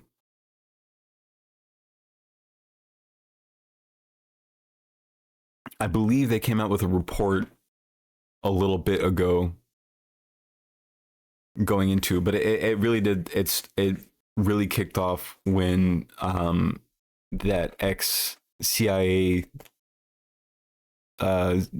Zero Unit, the child soldier who shot the two National Guardsmen in DC, and killed one of them, and then Trump went ham on the Muslim deportations, and so that led to Trump going after Somalis as well, most likely Stephen Miller, and all, you know, realistically. However, Nick Shirley sort of jumped on this bandwagon. Nick Shirley is a right-wing Mormon, I guess, like one of those social experiment type YouTubers, or like the guys who do like the the tourism where they go to a different country and talk about how shitty it is there, quote unquote. It's like one of those type of guys. A very right wing though. And what he did is he went to Minnesota. Well, let me back up. He's known for at one point going to DC, paying a bunch of brown people to hold up these signs that they made. So he made these signs. He paid these people to hold them up, saying, "Thank you for helping my family. Biden for 2024. I love Biden. Mr. Biden, best president. Migrant for Biden."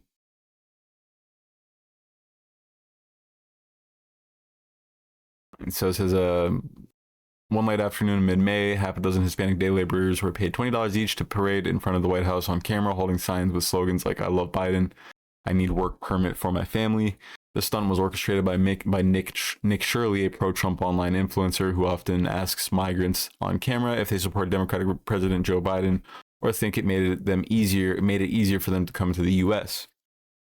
His mommy drove him there. There's some interesting stories about his the purposeful bad grammar, disgusting. I mean, this person is a hateful, disgusting pig. His whole family are pigs, and we'll get into that as well. So that's a bit of background. The type of character fucking Nick Shirley is. He's disgusting. He's also slow as fuck. Like, he's genuinely stupid as hell. And we'll see this in the videos that we're about to watch. But he's genuinely dumb as hell. Okay. Now, some more background on his family. He took his mom to prom. His prom date was his mom, which, I mean, you know, whatever. Not my business. There can be circumstances in which that's cute and sweet. Maybe. Kind of. I would just not go to prom at that point if it were me. Not because I don't want to hang out with my mom, but it's just like, yeah, I think not going is the better move. If it were another person, maybe a good person, maybe good people who weren't, you know, like these inbred MAGA types, I'd be like, okay, whatever, who cares? But because it's him, and because he's a dirty, disgusting, nasty person, I think twice. I think twice about it anyway.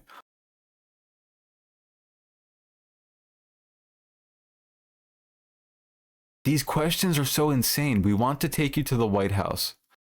Shirley told the men he recruited at a Home Depot parking lot where day laborers typically wait for jobs. This is so disgusting.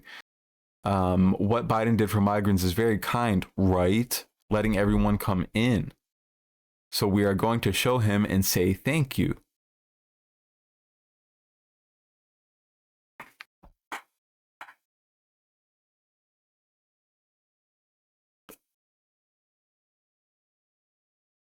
It's like boy moms and how they act really gross to their sons. 100%. I think she is 100% a boy mom. Evidenced by he is a boy. Anyway. So, his family was also sued for fraud. Massive fraud on the scale of about $500,000. They were sued. They were accused of committing massive fraud of hundreds of thousands of dollars, which is some of the best irony. But they paid $20,000 in order to settle the lawsuit, and they moved on.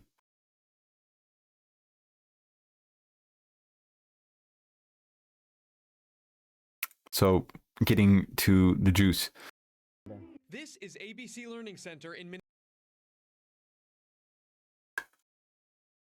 So he decided that he would take it upon himself to go to Minnesota and start knocking on daycare doors.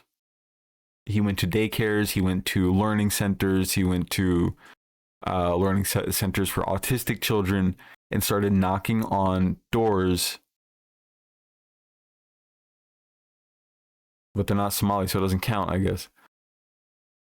and asking to see their children. Not only that, he showed up with about 5 people in his entourage. He had the camera crew. He had some old creepy guy who I think might be his father, and 2 men in full face masks, only their eyes showing. So essentially balaclavas, and was knocking on doors, and in some cases, a couple of cases, trying to force his way in. He was peeping into the daycares, into their windows to try to see if there's children there. He was asking, "Are there children here? Where are the children? Can we see the children?" And they didn't let him. Or, and I'll get into this in a second, they weren't there. And he took that to mean that they don't have kids. And because they are getting federal or state level grants in the millions, that he had uncovered hundreds of millions of dollars in fraud. Minneapolis. So, I'll show you a video from one of the instances. It's a hard watch, but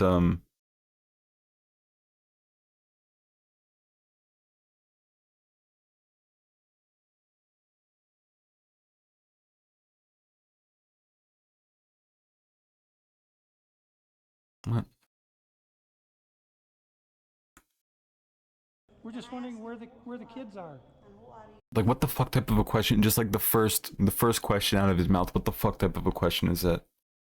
Like, actually. So here he is at one of the daycares. Let's see if I can. Hopefully you guys can hear this. There's also subtitles if not. We're just wondering where the kids are. My name's Nick Shirley. Nick Shirley. And oh, we are from ourselves. Yeah. Hello, we'd like to ask where the money's going. Look at that. Shut us down. Is this not insane? You saw him try to tug. He was pulling on he was trying to yank open the door after the proprietors closed it on him. Like, this is private property. And he tried to force it in. Not only that, but with the prelude, "Show me the kid. Where are the kids? We just want to see the kids." This old fuck over here, this guy. Where are the kids? So you have 3, 4, 5 men showing up. Some of them, it doesn't help that he's like school shooter demographic. He looks like the type, right? I mean, no offense, or full offense, I don't know. And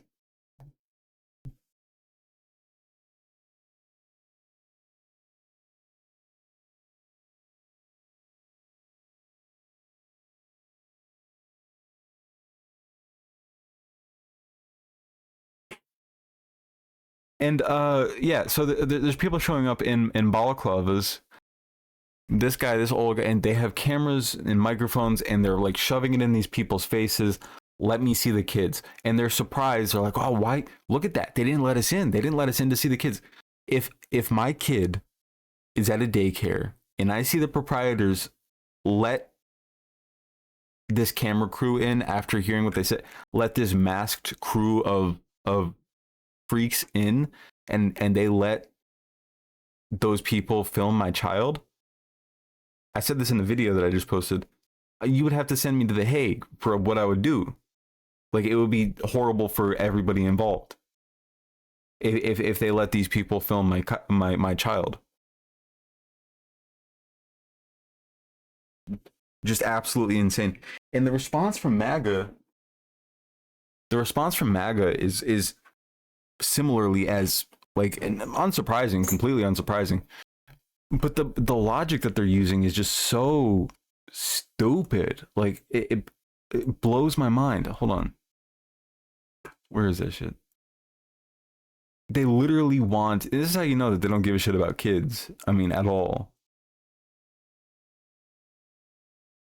One of the strangest parts is how Nick Shirley said he was looking for a daycare for his child, and they seemed completely uninterested in at least scheduling an appointment for him to visit. I've toured many daycares, and it is extremely common for parents to tour a daycare. So somebody obviously says, when you did these tours, did you have 5 men with you, 1 filming and 2 wearing masks? No, but we'd see kids and walk away with a brochure.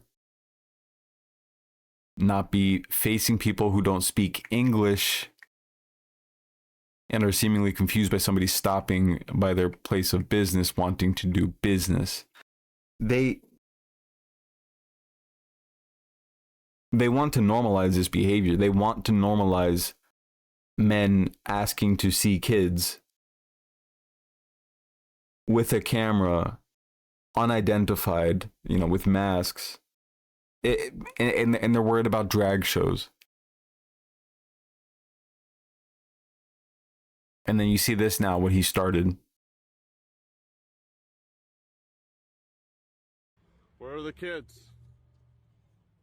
Where are the kids? Most profitable daycare in Minnesota. Not a bad business. I just want to learn how to start a daycare.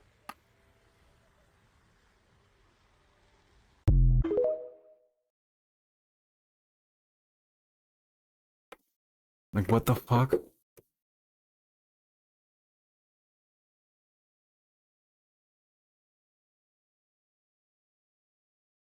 Where are the kids? Where are the kids?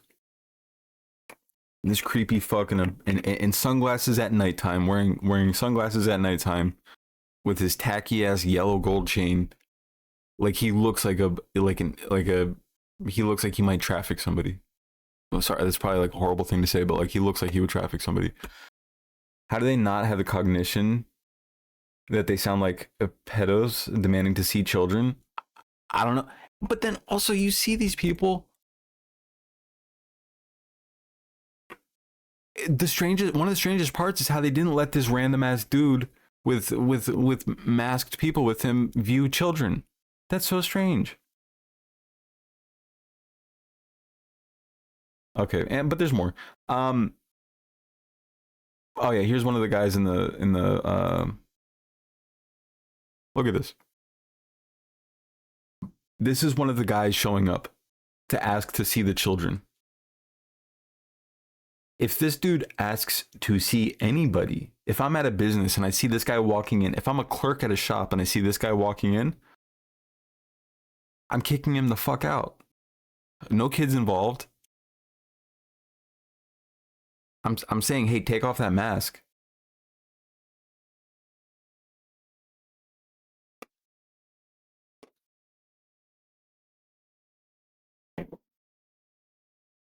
What am I sitting on?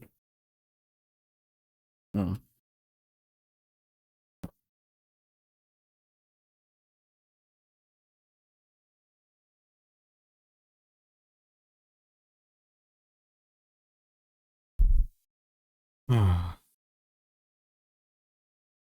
Oh, for anybody who doesn't know, JD Vance, Elon Musk reposted this and said, yes, this is what we need more of.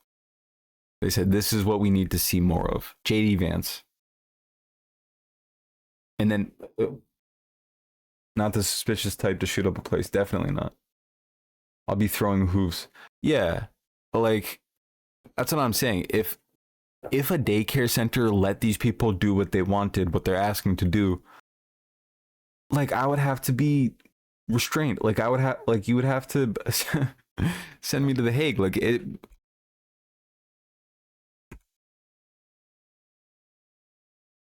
I would lose my mind. And I would, what did Dennis say? I would, my anger knows no bounds. I'll come down on you like the force of 1,000 crashing waves. Like, yeah, so it gets even worse. It gets even worse. It just keeps on going. The guy is a complete idiot. But here is one video that is truly, truly, truly disturbing. The way that he's doing this. And you tell me, just like, he's wondering why. You might be thinking right now, like, okay, he's a reporter. He's going up, he's an investigative reporter. I know none of you are thinking this, but charitably, you could say, okay, he's an independent journalist. Maybe his methods weren't the best. and maybe he has very bad intentions.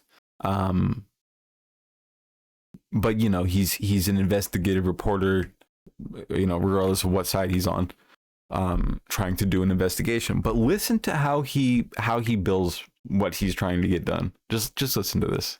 It's fucking weird. How are you? I would like to see if I could bring little Joey, my son little Joey here. Is there paperwork, or can I check out the daycare? Now, who the fuck refers to their kid as little Joey? He sounds like he's lying, right? He sounds like not only that he's lying, but he sounds like he has ulterior motives just off of that, my son, little Joey. I'm saying, no, what? No. She doesn't even outright deny him. They're trying to say like, oh, she didn't even consider it. Like, she didn't even think about it. She just said no off the bat. Not true. Just watch. No. Why can't I check out the daycare? What?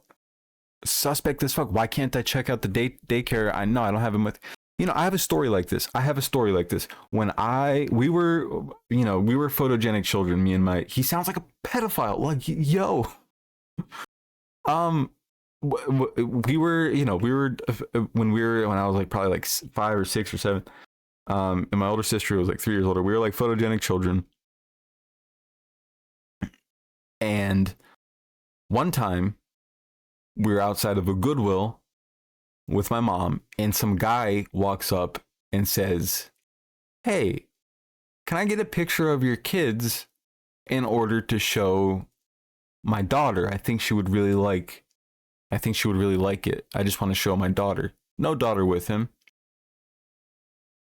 My mom immediately says, "Oh, well, you know, I'd have to ask my husband." Just making up excuses, obviously, without trying to like piss him off, to not make him angry. Basically, it's like, "Oh, well, I'd have to ask my husband, so, you know, maybe not right now," or whatever. And immediately she says, "Go get in the car." And like, because that setup, hey, can I check out your daycare because I want to enroll my son, little Joey? And the fact that MAGA is not alarmed by this and alarm bells aren't sounding off immediately is very disturbing for what that means for the general population of MAGA, the general demographic. That's not a red flag to you? That's not insane to you? Wonder what that could mean. I don't know. Your president being all over the Epstein files, that's not, an indication that he's definitely a pedophile? It seems to be a weird pattern developing. Immediately jumping to Matt Gaetz' defense, referring to the child that he raped while in Congress as a woman. People were saying, 17-year-old woman. That's not a red flag. I'm no psychoanalyst, but it seems that you guys are pretty okay with pedophiles. I don't know. Okay, but if can I get paperwork or anything to submit my son, little Joey, to come in here to daycare? The way that he says it sounds like he's lying. The way he says it sounds like he's doing a joke. My son, little Joey. This guy's a fucking idiot, man. We'd really like to put Joey in this daycare. We've heard great things. No, I would like your business. She doesn't even say no. She says, "Could I just get a business card or something? I don't know who the fuck you are." And then he says, "No, I would like your business card, actually." The Chomo clients I had when I would case manage would use a high-pitched tone like this to try to disarm. I didn't even consider that. Yeah, the way he's like trying to like use like this weird soothing voice. Totally not sus. No, I would like your business card, actually. Okay, can I speak with somebody? And then, the racism. Where are the children at? But like the inherent racism in him saying unknown in the captions, but understand what she's saying, that she has to talk to a higher up later, and he understood it in the moment, but then he says unknown in the captions. Yeah, you're speaking with somebody right now. Are there children here today? No. No children. Yes. Why are there no children? Tell me that's not like a protective response. The way she quickly said, no children here. That's, to me, that's pretty clear that she just, I gotta go to sleep, but I'll keep the stream on. All right, Stray, have a good night. Thanks for hanging out. I see you like the cheering emotes.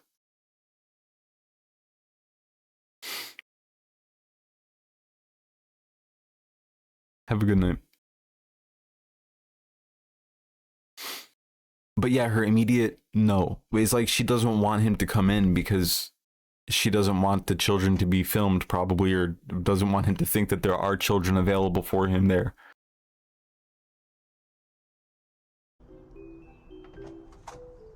Where are the children at? Are there children here today? No. No children. Yes. Why are there no children? Two athletes Mm.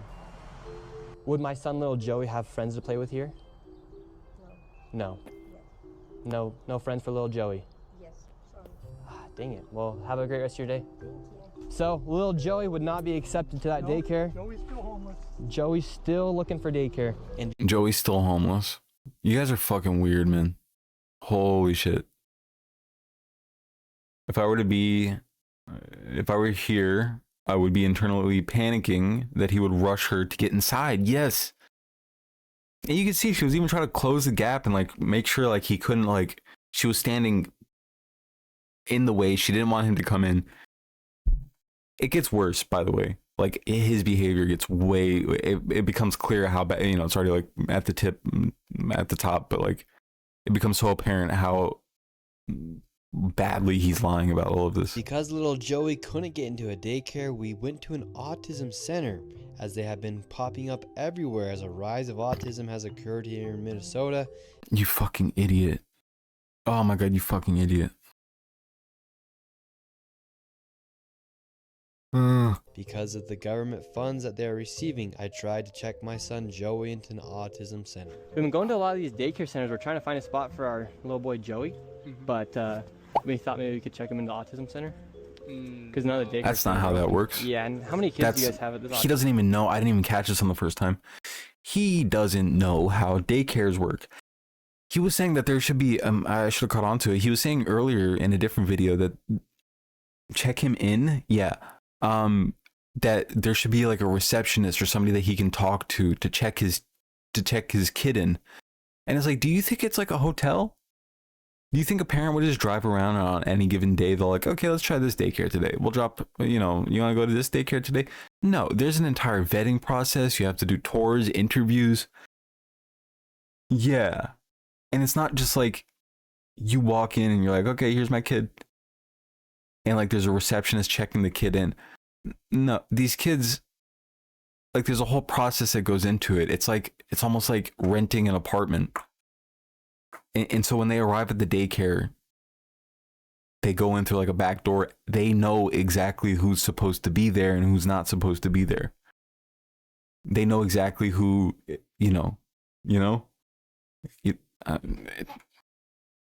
check him in. Autism center. We thought maybe we could check him into the autism center. Because none of the daycare centers are open. Yeah, and how many kids do you guys have at this autism center?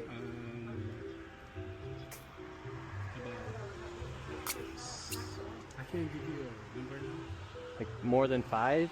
Probably. Probably, so you don't really know? Yeah. What do you guys think about like the fraud that's been labeled on the autism centers here? What do you guys do think about the fraud, or how come the autism centers are popping up? I can't answer. What news? Are you a news reporter? My name's Nick. We're doing a little documentary trying to find little Joey a spot to put himself in one of these centers here, because there's Why are you asking us about the fraud. and stuff like that? Yeah, because we want to make sure we're going to legit business if we're going to bring our little boy Joey here. This is not a Joey spot. Yeah. But that's our number. Yeah, but this is we can't let you guys see. So. Okay, thank you. So once again, little Joey, he can't even go to daycare, and now they won't even accept him if he has autism. And again, no kids. Couldn't tell you how many kids they serve. I know the answer. It's 0. That's not how journalism works. You fucking idiots.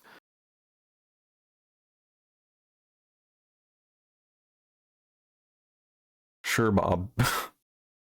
Yo, can I just drop off my kid? In these times, you really need to be aware of spaces and how easily it is to be overpowered by psychos like this. Yeah, and you saw him being cagey about how many kids there are there when the kids are there, him seeing the kids. It's because you look like a creep. And your answers were you weren't saying anything straight. You're like, oh, we're doing a documentary because we want to find a daycare for our kid. And it's like, okay, you sound suspect as hell.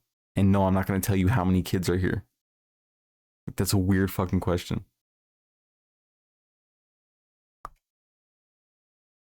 And then, yeah, that's not how journalism works. You can't work backwards from your conclusion. I know how many kids are there. 0. That's not how that works.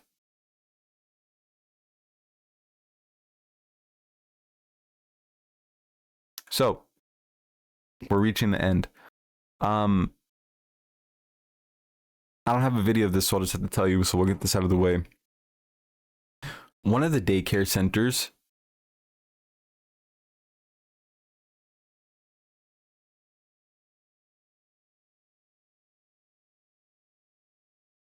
they don't know how they don't know how anything works, but yeah, they don't know how censuses work.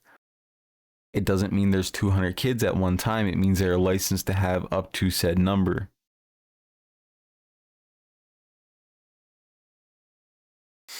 So yeah, one of these daycare centers was broken into recently. I think yesterday or the day before. It was broken into in the middle of the night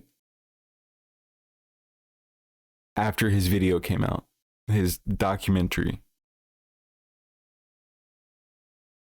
Which means that, yeah, he is seemingly inciting people to commit crimes that not even hardened some of the worst criminals would even go near, because they don't endanger, generally criminals don't endanger children. Not even some of the worst criminals would fucking break into a daycare center. These people have no regard for children's safety. It's disgusting. And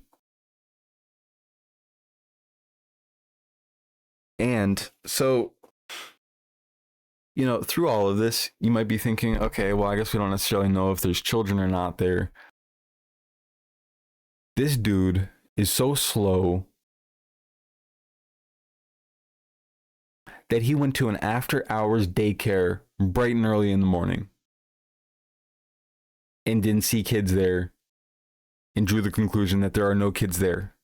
He went to an after-hours daycare, so after school rather daycare. So like an evening time daycare in the morning.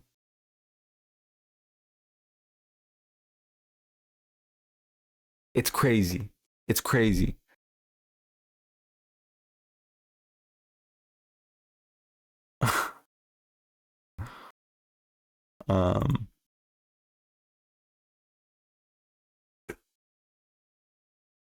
Here's a CNN spot that they did. Back at a daycare in Minnesota, he alleged was a fraudulent facility in a now viral video. People are going to say this is a left or right issue, but no, fraud is fraud. Over here.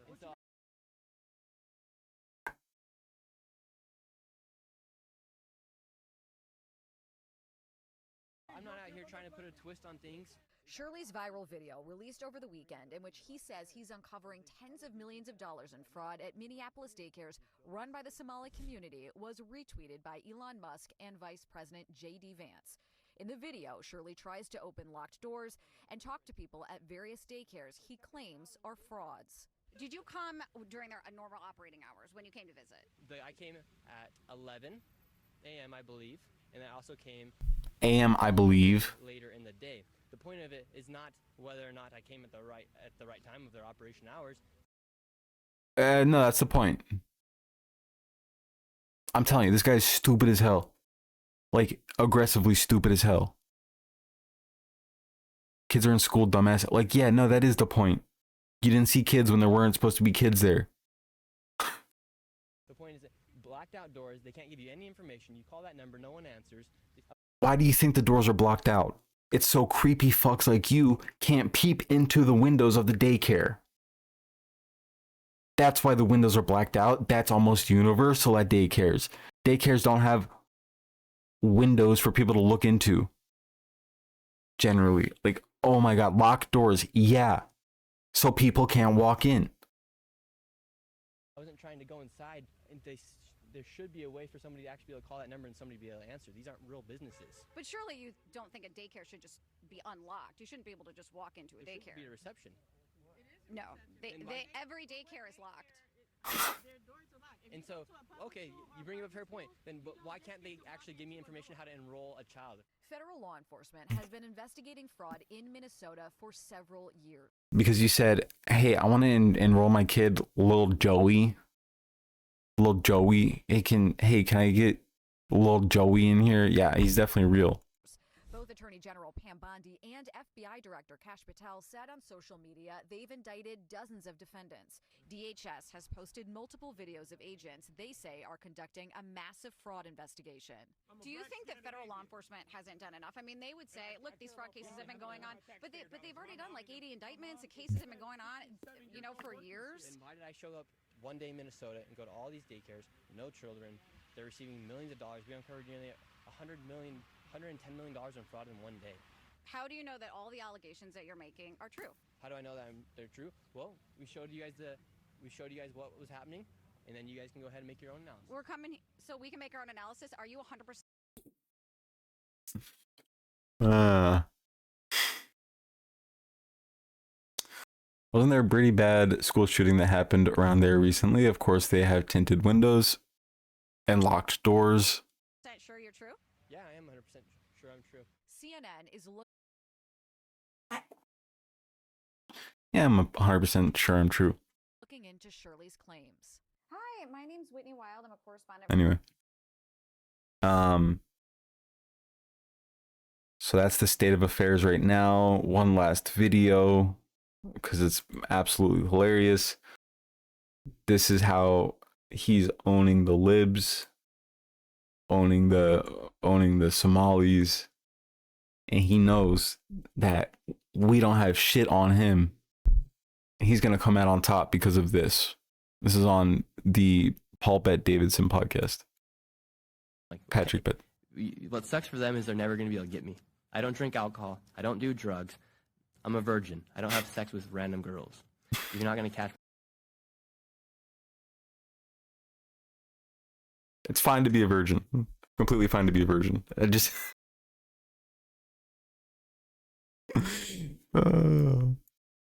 Girls. You're not gonna catch me. I don't drink alcohol. I don't do drugs.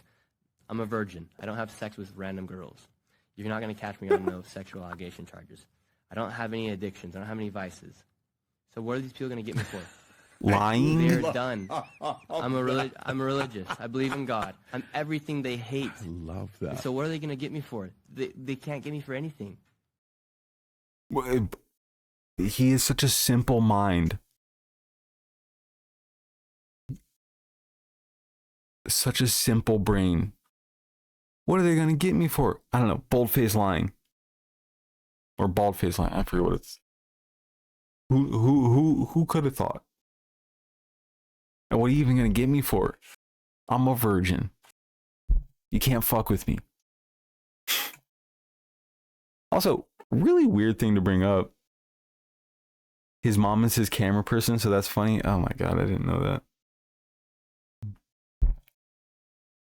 It's a weird thing to bring up. Oh, I'm a virgin, so I don't even have any sex abuse allegations. Okay, yeah. I didn't think you did, just off the bat. Weird flex. I think that's a perfect use of his sentences are structured like a toddler. Like, yeah, he has a very simple, if that's what it feels like. Anyway.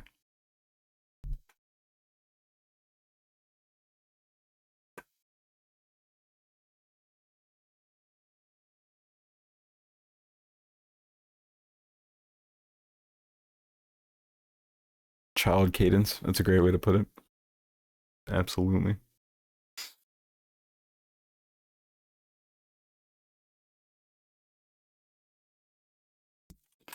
Okay, folks.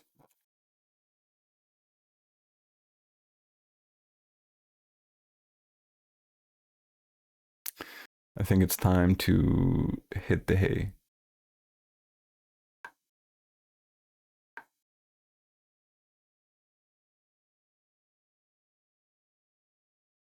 It's about that time.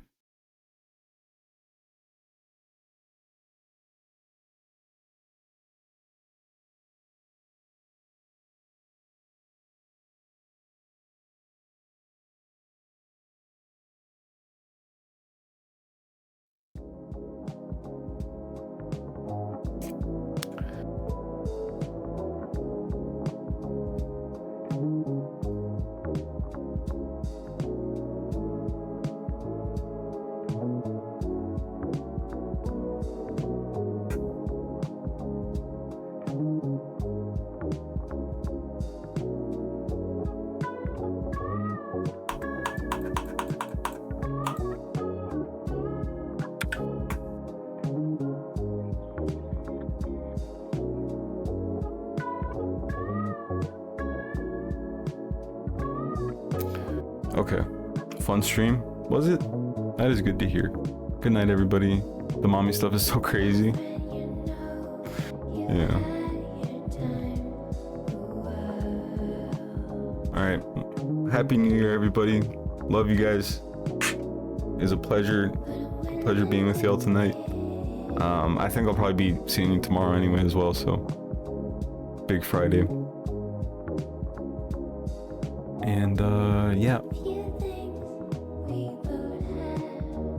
Good night.